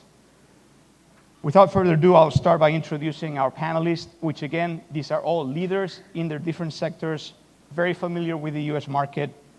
I'll start basically with my right, or to my right, with Maria Jesus Lopez Solas, Commercial Director of the Spanish carrier Iberia. She's responsible as the Commercial Director for Network Development and Alliances Sector Director in Iberia Airlines. Maria Jesus sits in the boards of Iberia Express, Iberia Cards, and the loyalty program of the IAG Group Airlines. Like, you know, it couldn't be otherwise. Maria Jesus is very familiar with the US system. She basically attended the management in Massachusetts. And obviously, the United States is one of the leading markets for Iberia, as well as Latin America. To basically her right, we have the pleasure of having Joao Paulo Costeira, Executive Managing Director of Low Carbon Generation and member of the Executive Committee of Repsol. Again, it's hard not to know Repsol. Repsol was the first oil and gas company, the first IOC, independent oil and gas company in the world to set a goal of achieving net zero emissions by 2050. Joao is driving the company's low emissions generation strategy, and he was instrumental in setting up the cornerstone of Repsol's investments in renewables in the US. Again, a very seasoned expert with more than 25 years in the renewable area. To his right, it's a pleasure for me to see a common friend that I've known for years. We were sharing some anecdotes about our time in Chicago. Luis Cererols, the CFO of Abertis' first tolling project in the US, ERC, Elizabeth River Crossings, which is the operating company responsible for the Elizabeth River Tunnels project in the Southampton Roads region of Virginia. Luis obviously has, again, a very seasoned career in infrastructure. Prior to joining Abertis, he was at Meridian, where he was an investment officer, and before that, he was with Ferrovial and with one of his subsidiaries, Sintra. And again, last but not least, we have also, the pleasure of having Marcos Latorre Diez. Marcos is an expert in the field of digital business and new technologies. Marcos is a founding member of Hiberius Technology and is its CEO for international expansion. He serves many of the IBEX 35 companies, and over the last 3 years, his company has experienced, a tremendous growth. So, sorry for this long presentation, but I think it's important to set up the scene. And without further ado, my first question will be to Maria Jesus. Again, we got 3 sectors. We got the airline industry, we got the energy industry, we got technology and infrastructure. So with respect to the air travel sector, I think it should be something very well known by everyone that it has been a challenging few years. Those challenges have been basically events such as the pandemic, COVID, and also the volatile energy prices, the extortion that our President of Spain mentioned before. And my question to Maria Jesus is, taking into consideration these events and taking into consideration the goals of Iberia and other airlines to move towards sustainability, how these events have slowed or accelerated Iberia's basically run or race for sustainability? Well, first of all, hello everyone, and thank you very much, Grupo Prisa, for the invitation. It's really a pleasure to be here face-to-face. I really love events face-to-face. It's good to be all together and to have the opportunity to chat before and after the event. So I would say on the contrary, sustainability is absolutely key for our industry. It's a priority for the whole industry, and of course, it's a priority for IAG and Iberia. And I would say the COVID has not slowed down, but has accelerated our efforts to be more sustainable. For example, in the middle of the crisis, we made the most relevant decision we could have made towards the sustainability. That was retiring all our 4-engine aircraft that we used to use for long-haul flights. And we have replaced all of them for our very modern and efficient twin-engine aircraft that are like around between 30 and 35% more efficient than their predecessors. So this is clearly the path towards sustainability. It's true that it has been 2 years so challenging, and well, we had the opportunity to live in a world with virtually no aviation, and this was a world that we didn't like it. The aviation, the airline industry employs more than 11 million of people, directly and indirectly, almost 90 million of people, and half of those employments were lost during the pandemic. Well, and if we talk about economic contribution of the airline industry, it decreases from 3.5 to 1.8 trillion US dollars during the pandemic. So we didn't like the world without aviation. But aviation, even in that difficult time, was key because repatriation flights helped more than 5 million people to go back home, or the cargo flights helped to distribute vaccines and medical supplies when they really were very much needed. So aviation is key, and without aviation, we wouldn't be here, we wouldn't be talking about global economy because there is not such global economy with aviation. So it's true, we completely need sustainability for our world, but our world also needs aviation. So we need to find a way, and that's why I prefer to talk about, not about ecological revolution, but about ecological transition, because we need the time and the resources to adapt our industry to that. And we are completely committed to do so. As IAG, we have a commitment to net zero emissions by 2050 and a commitment to reduce by 20% our emissions in 2030. We are doing the steps. The first one is the fleet renewal, as I mentioned before. But the second, and the most relevant in front of us, is sustainable fuel. Because there is not such another invention right now that we really can use as sustainable use. We know that it's feasible. We know that we can make it. We have done it with you already in Repsol. We have done several long-haul flights using a mix of traditional and sustainable fuel. And we are committed to do it because we have committed to that in 2030, 10% of our consumption will be sustainable fuel. But we need the collaboration of both the private and the public sector in order to make sure we ensure the massive production, and we need the investment, we need the regulation, so it's the path, it's the priority for us. Thank you so much, Maria Jesus, and it's great to see also that among the companies represented in the panel, they're working towards sustainability goals, in this case, development of biofuels. Joao, Repsol was the first one basically to set up these aggressive goals, and then with respect to installed capacity, Repsol also has set certain goals for 2025. I think it's 6 gigawatts of installed capacity, and for 2030, around 20 gigawatts. Obviously, how does the current volatility on energy prices affected, again, your road towards achieving those? First of all, good morning, everyone. Thank you very much for the invitation. I would start with quoting former president of the Chinese Communist Party, Deng Xiaoping, who said, "I don't care about the color of the cat as long as it catches mice." So I think when it comes to global warming and the need to be sustainable, I think that we should consider every option. We should take away, say, some ideology that we might have and see what works and when it can be activated. And I think that this turmoil in prices and the spike in prices shows that even if renewables are very important, don't get me wrong, I've been dedicating to it the best of the last 2 decades. So I know what they can do and the power that they can bring to all of us. But as you said, it's a transition, it's not a revolution. And the proof that we still have a long way to go is what happened to the gas prices. They basically happened because there was a slight disruption.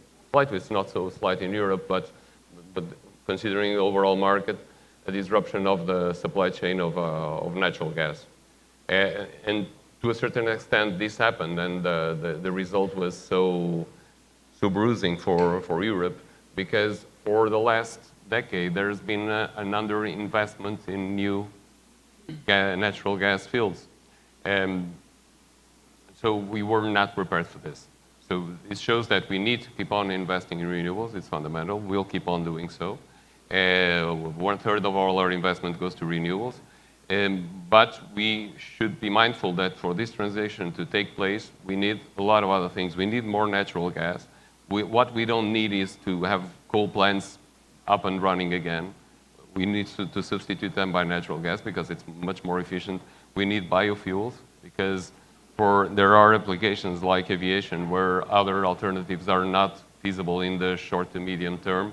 So there's a lot of investments that need to be done. We're currently investing a lot in our refineries to make them a completely different thing. They will be able to produce biofuels, they will be able to produce hydrogen, and that's a massive investment. And I think this is true everywhere. And it brings us to the IRA, which I believe is a fundamental initiative of the American government that really the European Union should be paying attention because it's completely changing the balance.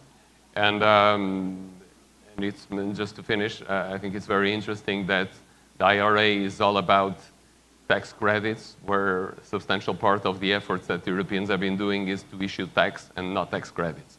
And if you want something to happen, if you want massive investment to take place, you don't need more taxes, you need tax credits or something similar.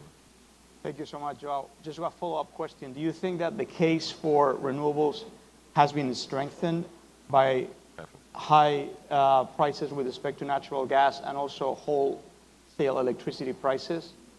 Definitely, definitely. But again, we have to consider different business models. So say most of renewables companies are not benefiting at all from this spike in the power prices because most of their energy, and that includes us, is sold under long-term contracts with fixed prices. So this spike in prices is mostly benefiting people that were playing the merchant game, that mostly be combined cycles that would benefit from this. But again, it's clear that we need more, not so much the prices, but the prices are a symptom, but the main thing is that we don't have enough own supply in the, let's say, the Western countries, to make sure that we are resilient when this kind of disruption comes from now Russia, but back in '74 it was from the Arab countries. So they are all important, but we need to be more resilient, and that can only come from having our own sources of energy, which can be, and as the US has shown, by fracking and being self-sufficient in natural gas, and of course also from renewables. And I think that the IRA does a good balancing act of supporting all of them to get to a very clear target of reducing the carbon intensity of the American economy. Thanks so much, Joao. I think that we clearly need a big cat to eat these mice and to basically tackle this situation. Moving to infrastructure, again, we talked about air travel, energy generation, but obviously transportation infrastructure is key. We all probably have shared, how long it took us to get from LaGuardia or from JFK into the city these days. And we have an expert, obviously, here that spent a lot of his career on infrastructure, and that's Luis. When we're just talking about resiliency in infrastructure, in transportation infrastructure, managed lanes, toll roads, what does that mean? What is required right now from an infrastructure company to be resilient? Yes, thank you, Jose. To give context, there is 4 pillars of resilient infrastructure. There is what they call blue infrastructure, which is waterways, water treatment. There is green infrastructure, which is forests and parks and these type of things. There is human infrastructure, and that's more social networks, fiber, etc. And then there is gray infrastructure, which is bridges and roads. Gray infrastructure, I would say, is the less sexy of the four, and probably in the last decade got much less attention than the others.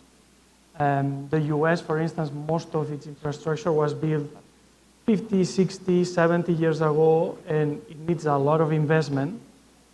We need to remember that still today, 70% of goods in the US are transported by trucks. So trucks still have a big part in this economy. So there is a need for investment there. So the infrastructure bill of last year was a great step in that purpose because it addressed the 4 pillars, but also it opened the door to P3s, the public-private partnerships, where the private sector can close the gap. So in this sense, for instance, companies like Abertis are a global operator. We are in 15 countries and manage 5,000 miles of roads, and we would be very interested in getting in the market. What's going to happen, in my opinion, is that we'll see P3s expanding beyond airports and toll roads, which was classic in the past, and now we'll see them in other things, like fiber or energy transition. We see it in universities in the US. So the market of P3s is going to expand really rapidly because there is no public funding to address all the needs we have in the economy today. Thank you so much, Luis. Moving up to Marcos. Marcos, obviously, as an expert, on new jobs, on technology, we all have experience here, sometimes the benefits of working from home. One of the things that now is being under discussion, probably because of the downsizing of some of the technology companies, is that some of those companies are now planning to decrease the compensation of those individuals that will stay at home. I think that in the US, Google, Microsoft, and Amazon have already announced similar plans. In the UK, 1 out of 10 employees plan to do the same thing. Although these measures may be legal, is there a cost basically to penalize this workforce?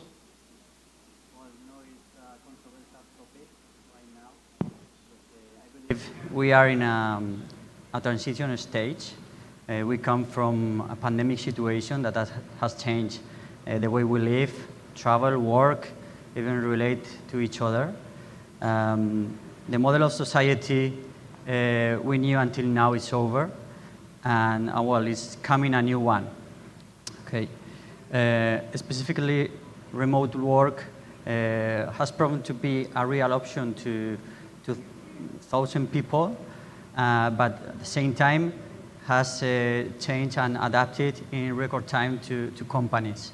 Its tools, communication channels, and methodologies have been adapted to allow people, workers, to work from home. Now we are in a great social change. We have seen how 1,000 people are prioritizing family over work. The schedules have become more flexible. We are seeing massive movements from big cities to other places, and obviously we have the talent market globalized before in history. So that is great, but now we are in a situation that most of the companies want to go back to the previous situation, and it's so complicated, and they have to be so careful. They have to be careful about the decisions, have to be conscious that people want to respect the family and the situation has gained. Well, in this stabilization process, they have to be careful about the decisions we would take. It's important for them to know in what sector are in and what kind of policies are applying their competitors in terms of flexibility or remote work. They have to think about their particularities. It's not the same if you have a location in a big city or in a small one where it is so easier to go to the offices, or including offices with 1,000 people or offices that just starting up and have few employees. It's not the same. But to answering your question, yes, it has a high cost, potential high cost, and the main risk is the talent drain. Thank you so much. We have to cut this panel short, unfortunately, because the president of Colombia is joining. And before we do that, I just wanted to maybe take one more minute and ask the panelists, one question. Obviously, new jobs are coming up. There's a need for workforce in all of these sectors. What kind of jobs do you think will be coming up as needed that don't exist today? And maybe we need to be super fast. So maybe I start with you, and then we finish up quickly. We'll be super fast. So there is a side of the airline industry that everybody knows, that is tourism. We all know about this. I'm not going to talk about the tourism. I'm going to talk about the aeronautical, industrial engineering piece, which actually our Prime Minister just referred in his previous speech. This is very critical. This is an industry that is more than 600 billion in the whole world, which is a market which is very focused in the US. And we really, as IAG and Iberia, are committed to develop an aeronautical, industrial, technological hub in Madrid, a hub that helps us to promote new projects, to offer new jobs, basically related to new technologies, like, for example, to give you a very specific example, predictive maintenance using artificial intelligence. Thank you. Joao. Although the industries are relatively different, I would tend to say that on the operational side, AI is by far the area that will grow more, because it will help us operate in a better way, not just us, but also the transmission systems operator. So there will be huge investment in that way. I think that, especially here in the US, we are facing a shortage of skilled people in the renewable sector in general, because the sector is growing so much, and there's not that many around. And I think that we will also face here in the US, with all the initiatives to bring back jobs to the US, namely on the production of solar panels and other associated goods, there will be a shortage of industrial workforce. And I think that's something that, although all the incentives are there could be a slower pace than desired of manufacturing back in the US because of lack of skilled labor. Thanks so much, Joao. Luis. Yeah, I coincide with Joao. Today there is 11 million job openings in the US and only 5 million people looking for jobs. So there is already a labor constraint. I would say there is a lack of civil engineers today, and in general, IT professionals, IT architects, IT programmers, developers, cybersecurity experts. So that's today. So in the future, more. Marcos is nodding his head. Well, it's the same, yes. We are entering the phygital area where virtual world will mix with digital and with real. Well, I would highlight all the new experience development. Obviously, as you said, we will need all kind of software developers, but I would put focus on user experience or human-machine interaction profiles. It will be so crucial. And on the other hand, we have to face to the immensity of data we generate. It is so important, and we want more and more intelligent machines. So data scientists and artificial intelligence specialists will be so crucial. And of course, cybersecurity. All around cybersecurity will generate lots of new jobs, technology and legal new profiles will be generated.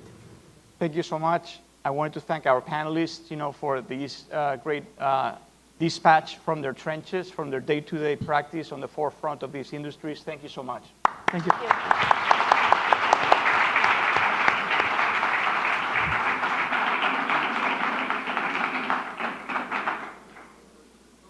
Gustavo Petro es el presidente de Colombia desde el pasado 7 de agosto. Son 45 días al frente de la presidencia de Colombia y vislumbra desde ya un gran compromiso con lo que fue toda su agenda de reformas, que arrancó además paradójicamente con un proceso electoral bastante polarizado, pero que hoy, a raíz de lo que ha planteado como los grandes acuerdos nacionales alrededor de una gran agenda nacional basada en el consenso, logró una mayoría que no tiene antecedentes en el Congreso de la República y que va a ser la base, creo yo, para una agenda legislativa muy fértil y que ojalá se apruebe pronto, porque como él y yo lo sabemos, pertenecemos a la misma generación, un poco tenemos una comunidad de principios y valores porque pertenecemos a lo que yo he llamado la Constitución, la generación de la Constitución de 1991. Gustavo Petro es hijo de la Constitución de 1991, una Constitución que en este momento no está ávida de reformas, como sucede con la mayoría de las constituciones de América Latina, sino que está ávida de cumplimiento, de garantías de derechos. Yo creo que el enfoque que tuvo el candidato Petro y el presidente Petro es ese enfoque de derecho relacionado con el desarrollo.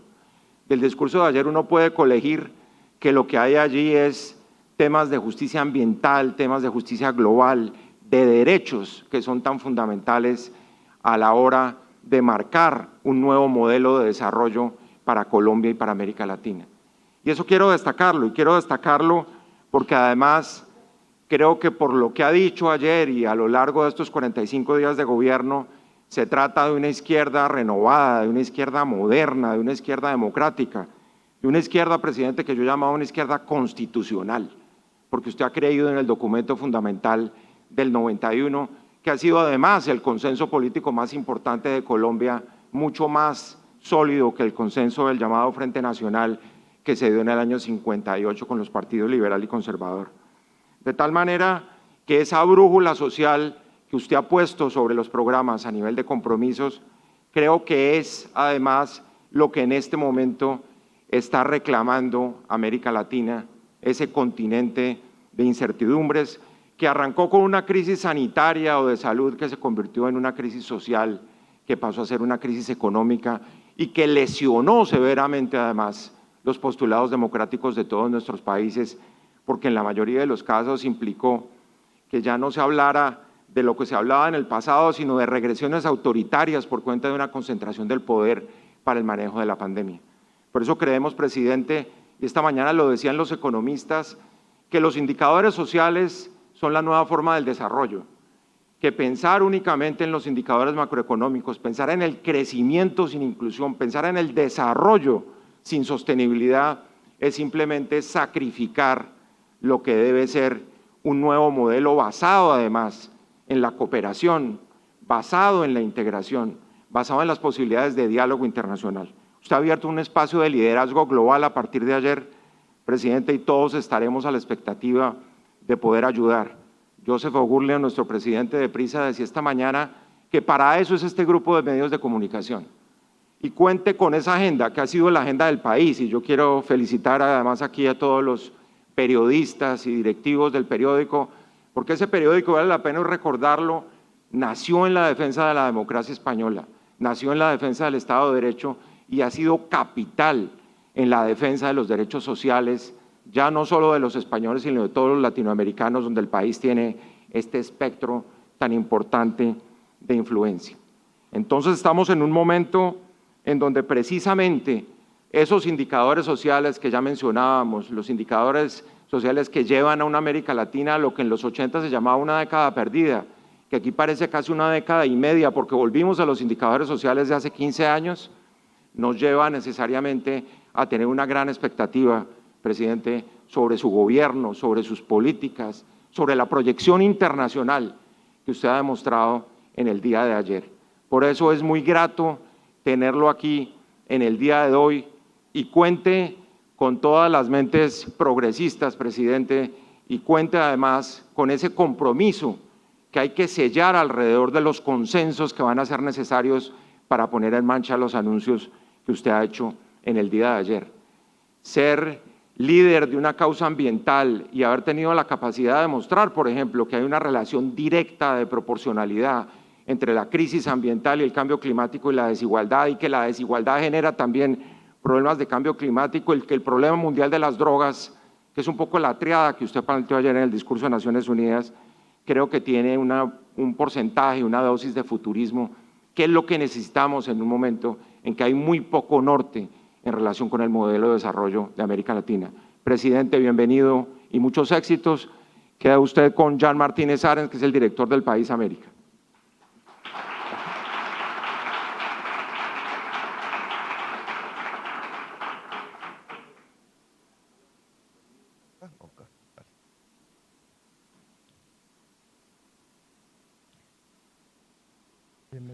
presidente, a este foro de la Cámara de Comercio de Estados Unidos y España, organizado también por el país, que está retransmitiendo por streaming en todas sus portadas este diálogo como el evento a lo largo del día. Lo primero, agradecerle que haya tenido la disposición a venir a este conversatorio en un día tan ajetreado como el que tiene hoy en Nueva York. Disponemos de unos 20 minutos. Me gustaría tratar los puntos cruciales de la actualidad. Por fortuna, no son necesarias muchas presentaciones con usted. Es usted, de hecho, uno de los políticos más conocidos de América Latina, de una larguísima trayectoria. Fue guerrillero del N-19, senador además de los que daban guerra, alcalde de Bogotá, 3 veces candidato presidencial y desde agosto pasado presidente de Colombia, el primer presidente de izquierda de Colombia, lo cual supone una responsabilidad añadida. Y enlazando con esto, quería hacerle la primera pregunta. Si nos puede hacer un pequeño balance rápido de lo que ha sido este mes y medio de gobierno y si se ha encontrado resistencias inesperadas a su agenda progresista. Bien, no, al contrario de lo que se esperaba. Lo que hemos logrado es ampliar el espacio de apoyo al gobierno, tanto el social como el político. Se esperaba, dado que la campaña venía de una fase de polarización política muy extrema en Colombia, y similar a muchas partes del mundo, incluidos los Estados Unidos, mi triunfo fue por un margen del 3%. No voy a hablar del otro candidato, pero digamos, podía ser mucho más holgado y no lo fue porque precisamente la sociedad estaba partida más o menos en dos, una queriendo mantener las cosas como estaban y otra queriendo ya un cambio. Sobre todo la parte juvenil de la sociedad y sobre todo las regiones que siempre habían sido excluidas del modelo económico y político de Colombia. Hoy por hoy tenemos un mayor margen de maniobra. ¿Cuánto durará? No mucho, pero tenemos un mayor margen de maniobra en el Congreso.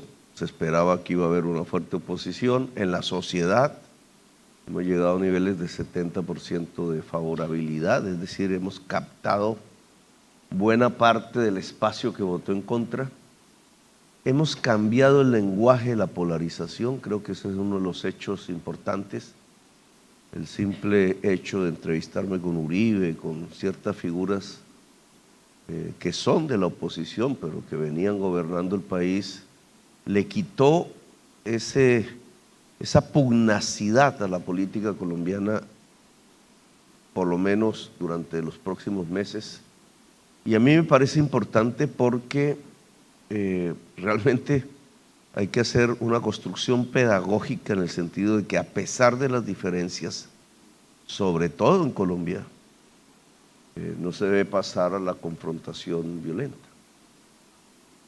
sobre todo en Colombia. Colombia es un país cuya historia muestra cómo del sectarismo político se pasa fácilmente al genocidio.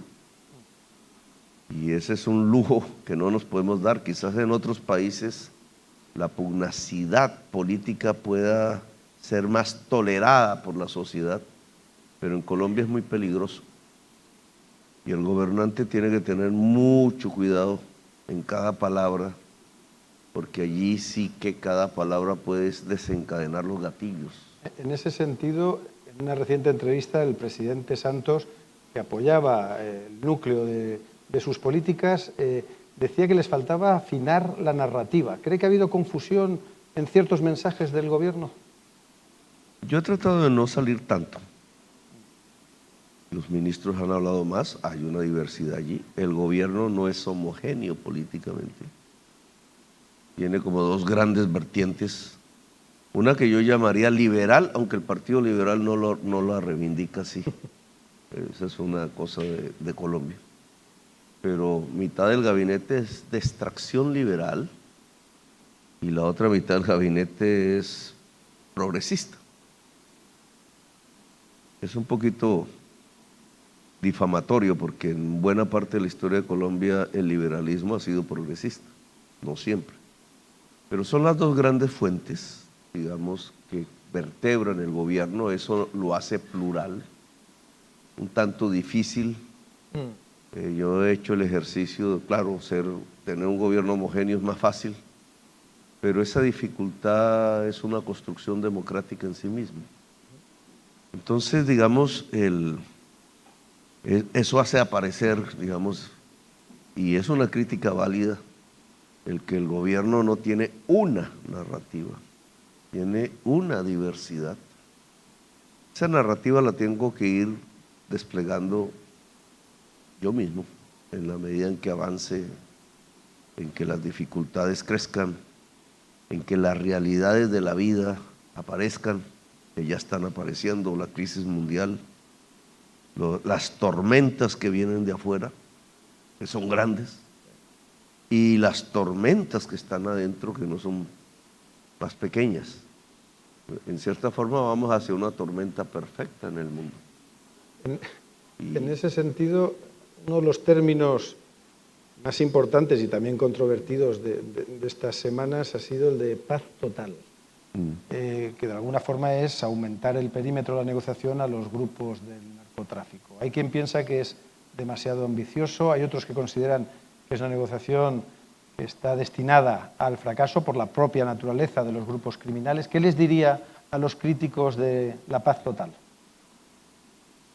La dialéctica sigue siendo un buen acercamiento a las realidades. El mundo fluye, la política fluye. Si yo comparo este momento del conflicto armado con el momento de Santos, que no está muy distante en el tiempo, 4 años, han pasado, hay que decir que ha variado, ha cambiado el conflicto.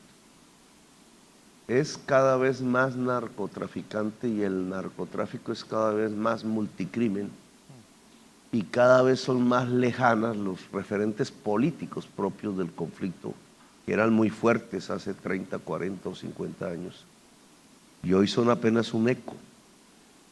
Esa multicriminalidad incluso traspasa las fronteras, ya ni siquiera tiene origen en Colombia, como antaño.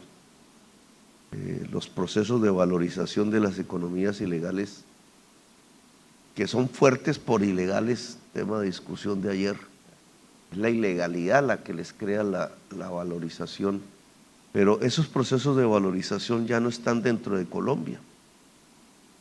Esa es una oportunidad a la que le apuesto.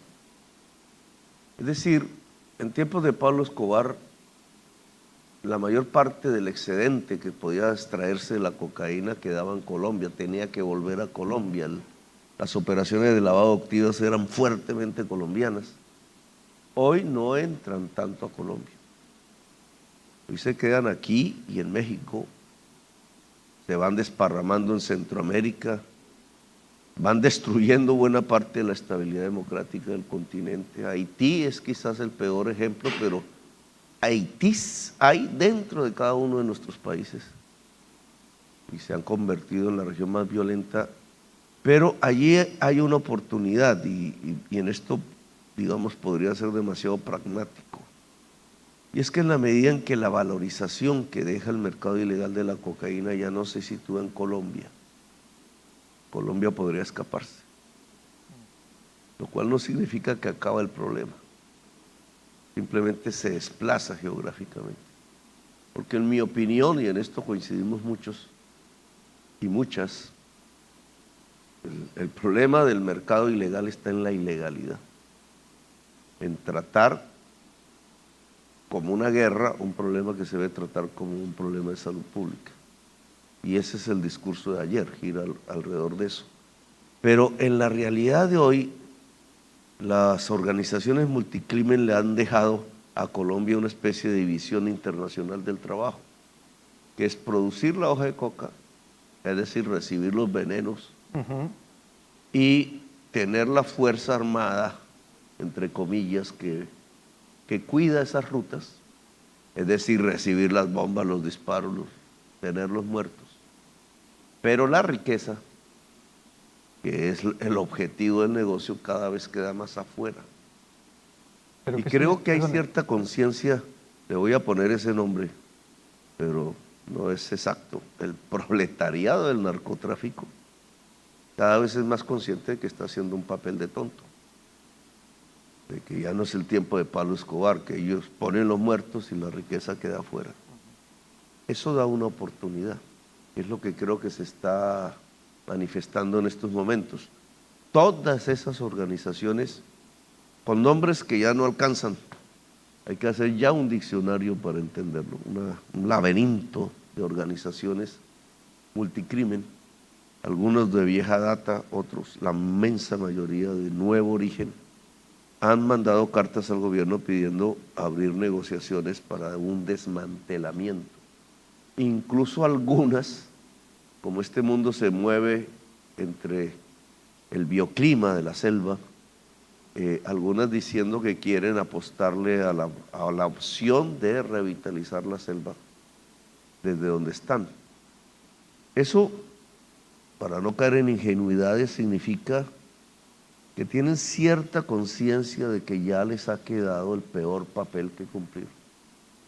Si se mantienen allí, su destino es la muerte incluso en manos de sus propios hombres.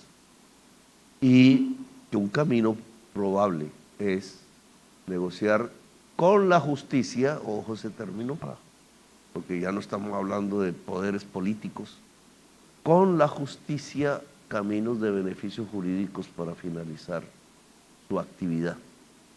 Pero una pregunta, ¿cree usted que en 4 años da tiempo a cerrar una negociación de ese tipo?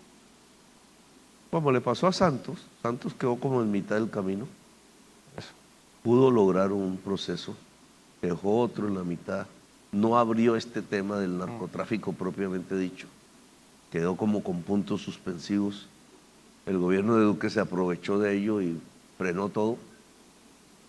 Ni siquiera el monumento que con las armas de la FARC se hizo aquí en Naciones Unidas, que acabo de verlo, ni siquiera se inauguró, no se presentó en el mundo. Hoy yo creo que no vamos a completar el 100%, pero sí podemos construir un camino que ojalá no tuviera retorno para salir de la violencia en Colombia. Hablemos un poco de Venezuela. Usted ha ofrecido a Venezuela el papel de garante en las conversaciones, negociaciones. Eran ya garantes. El ELN, ¿por qué?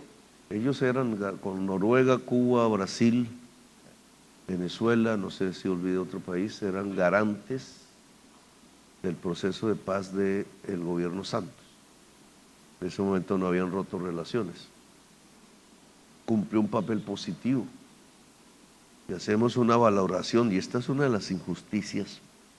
Cuba, que después de Ecuador recibe las negociaciones, por lo cual el gobierno de Duque logró que el gobierno de Trump la metiera en estas listas de países terroristas por ayudar al proceso de paz en Colombia. Lo real es que el papel de Cuba y Venezuela en ese, y Noruega, que no se puede despreciar para nada, fue fundamental para que la FARC dejaran de ser guerrilla. El tiempo ha cambiado. Yo traté de reconstruir el punto en que Santos dejó el proceso, exactamente el mismo, sin cambiarle nada. Volver a establecer los protocolos, volver a establecer los países garantes, continuar allí donde él suspendió, o lo suspendieron. Ahora, seguro que lo que va a salir de ahí no es exactamente lo mismo que Santos había pensado, porque en realidad el conflicto armado colombiano ha cambiado, su alma ha cambiado. Respecto a Venezuela, usted ha abierto las relaciones con Venezuela, que estaban cerradas en el periodo de Duque. ¿Piensa dar más pasos? ¿Piensa entrevistarse con Maduro? El próximo lunes creo que van a dar a usted la reapertura de la frontera. ¿Cree que puede ser una ocasión para verse con Maduro? De positivo está en reconstruir unas relaciones familiares de millones de colombianos y venezolanos al lado y lado de la frontera, que entraron en crisis humanitaria. El que una mujer tuviera que utilizar una trocha para ver a sus familiares o para comprar algo al otro lado de la frontera era un altísimo riesgo de violación sexual, de abuso, incluso de muerte. Ese libro está por escribirse, la evaluación de lo que es la crisis humanitaria de la frontera colombo-venezolana por romper y cerrar las fronteras. Deben haber centenares de muertos. Eso quedó en manos de las organizaciones multicrimen, una frontera de 2.000 kilómetros, y la población quedó bajo su dominio. Ahora se trata de reconstruir una normalización de ese área, digamos, es lo más positivo. Indudablemente puede haber un empuje económico mutuo en países que tienen dificultades económicas, eso también es positivo. La experiencia española demuestra que su flujo comercial más grande es con su vecino, y lo mismo la experiencia francesa, y lo mismo la experiencia alemana y sueca y la norteamericana, el flujo entre Estados Unidos, Canadá, Estados Unidos, México, es decir, el gran comercio global, a propósito del foro, es entre vecinos, en primerísimo lugar. El globo es más un vecindario, todavía. Y nosotros sacrificamos eso, destruimos la comunidad andina, cerramos con Ecuador, cerramos con Venezuela, y creo que eso es un suicidio económico colombiano, realmente. Ese es otro aspecto positivo que ahora va a prender motores. Hay aspectos que no lo son tanto. Entonces hay una enorme discusión sobre el tema de derechos humanos. Ayer mismo un informe se publicó de Naciones Unidas. A Colombia le queda un tanto difícil la situación, porque casi que se establece una competencia entre quién viola más derechos humanos. La narrativa venezolana hace unos años en Colombia era: están matando los jóvenes que salen a manifestarse. Hace un año el Estado colombiano mató 100 jóvenes por salir a manifestarse, y el ESMAD disparó directo a los ojos, etcétera. Lo mismo que en Chile. ¿Cuál la diferencia? Digamos, no tenemos mucha autoridad moral en la crítica. El gobierno que yo encabezo va a apostarle a fondo al mayor respeto de los derechos humanos que nuestra Constitución ordena, precisamente para adquirir la talla moral que significa pedirle al vecindario que también lo hagan. Pero en esto he solicitado al presidente Maduro, y quizás no es propiamente lo que está en la discusión en la mesa que está en México, que se reintegra al sistema interamericano de derechos humanos. Yo soy presidente gracias a ese sistema. Históricamente lo considero un gran logro de los años 70, un gran logro liberal, porque lo que hay allí es básicamente los principios de la democracia liberal, una constitución americana, pero que casi que se proclama en 1972, y lo que siguió fue, recuerde usted, el golpe de Estado en Chile. O sea, se inauguró la Convención Americana de Derechos Humanos con el golpe de Estado contra Allende, y de ahí para adelante lo que hubo fue dictaduras y guerras. Entonces, cuando a mí me destituyen de la alcaldía, un fascista, que fue el embajador reciente ante la OEA por parte de Colombia, siendo procurador, que es una figura ahí, lo hizo rompiendo la Convención Americana, porque era una figura administrativa, quitándole los derechos políticos a un ciudadano de elección popular, a cualquiera, y eso es precisamente lo que prohíbe el artículo 23 de la Convención Americana. No se ha hecho solo en Colombia, se ha hecho en Venezuela, se ha hecho en Ecuador, se ha hecho en varios países en donde se ha roto con el sistema interamericano. Lo que yo estoy proponiendo es fortalecerlo, revitalizarlo e invitar a Venezuela a que ingrese a él. Indican que nos queda poco tiempo. Entiendo de su respuesta que no tiene previsto en el corto plazo ver a Maduro, ¿no? No, eso no está, sí. No está en este momento en la agenda. Esta noche creo que tiene una cena con Biden. Usted ha hablado muchas veces de desnarcotizar la relación con Estados Unidos. ¿Qué quiere decir con eso? Y si cree que va a tener apoyo del presidente de Estados Unidos a la propuesta que hizo usted ayer de cambiar el dogma en la lucha contra las drogas. Hay una mentalidad más abierta en los Estados Unidos. Eso es real. En este mes y medio llevamos 4 conversaciones mucho más flexibles. 2, es un problema de los discursos. El énfasis ayer, claro, ante el mundo, trataría de mostrar que los problemas colombianos provienen de afuera. Ojo, ese es un error. Los grandes problemas colombianos son el producto de una élite política y económica indolente con su propio pueblo. Es decir, la causa fundamental de nuestro problema está al interior de la sociedad colombiana. Las perspectivas a veces por estar aquí en Nueva York pueden hacernos equivocar en eso. Y fue tema de conversación con el senador Leahy, una persona que nosotros queremos muchísimo, senador de los Estados Unidos. 3, yo lo que intento es llevar el diálogo con los Estados Unidos a un eje diferente, que es el tema de la crisis climática, y de ahí la importancia de la selva amazónica. He logrado algunas cosas. La conversación con la OTAN, de la cual somos miembros, no sé, un estatus rarísimo ahí, pero ahí estamos metidos, creo que es el único país latinoamericano en eso. Es llevar a la OTAN al cuidado de la selva amazónica, prestando una colaboración tecnológica al respecto.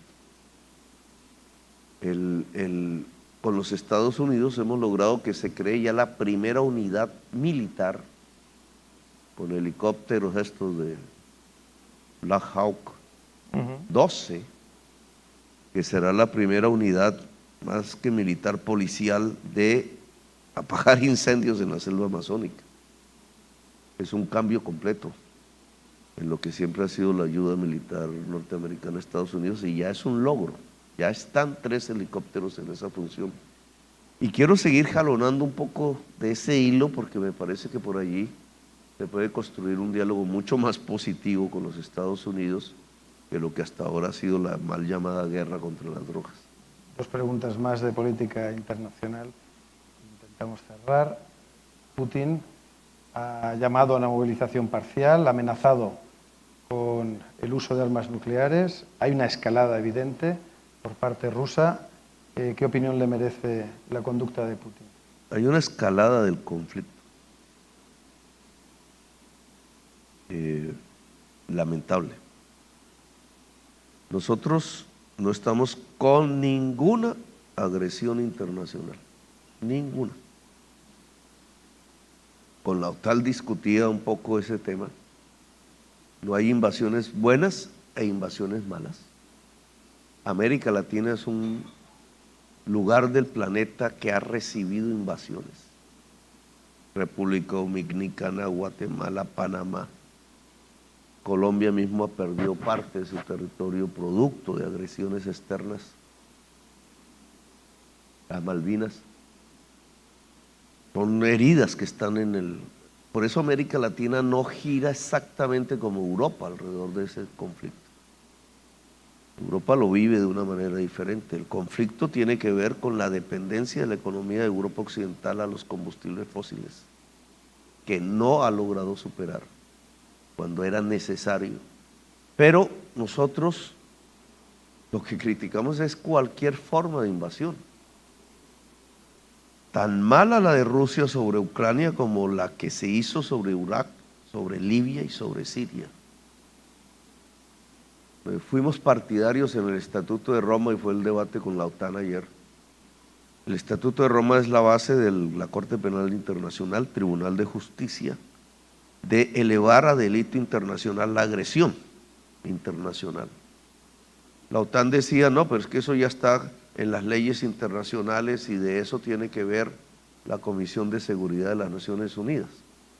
La Comisión de Seguridad de las Naciones Unidas es política, la Corte Penal Internacional es judicial. No es lo mismo una decisión política que varía en el tiempo, una invasión si es buena, otra no, a una decisión judicial que ve toda agresión como un delito. Nosotros somos partidarios de lo segundo. Y somos partidarios fundamentalmente de que este delito, este conflicto en concreto, entre dos pueblos eslavos con historia común, se acabe. Es decir, que es el momento de hablar de cómo no de cómo se escala el conflicto, sino de cómo se acaba el conflicto. Pero el conflicto está escalando, señor presidente. Lo que se está es escalando y yo invito a Europa es que hable de paz. Con México queremos hacer una declaración conjunta que ojalá sea de América Latina, en el sentido de que lo que hoy se necesita es empezar negociaciones de paz, ya, porque el mundo tiene que concentrarse en otros problemas. Hace pocas semanas veíamos que en Chile un gobierno de izquierdas perdía el plebiscito constitucional. ¿Usted por qué cree que sí dio? Y si se arrepiente de ese tuit que hizo sobre Pinochet relacionándolo con la Constitución. Me hace meter en política interna. Yo creo que ahí hay un error de la izquierda chilena, muy fuerte. No podría adelantarte porque no soy chileno y no tengo que ver con el tema. Pero una derrota es una derrota, tiene consecuencias.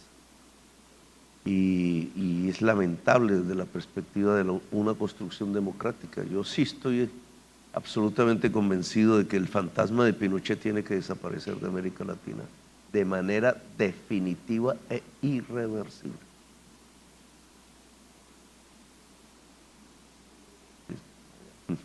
Para concluir, ¿con qué objetivos cumplidos se daría por satisfecho al final de su mandato? Con dos: que Colombia salga de la violencia, eso es un enorme, y que Colombia deje de tener hambre. Muchas gracias, señor presidente. Esperemos que tenga una fructífera jornada.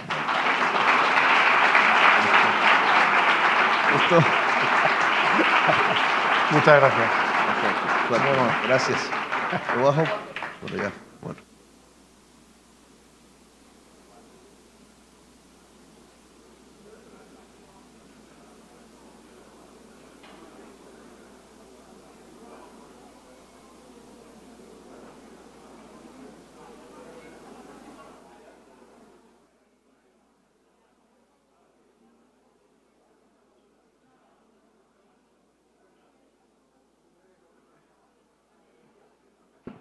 Thank you very much, President Gustavo Petro.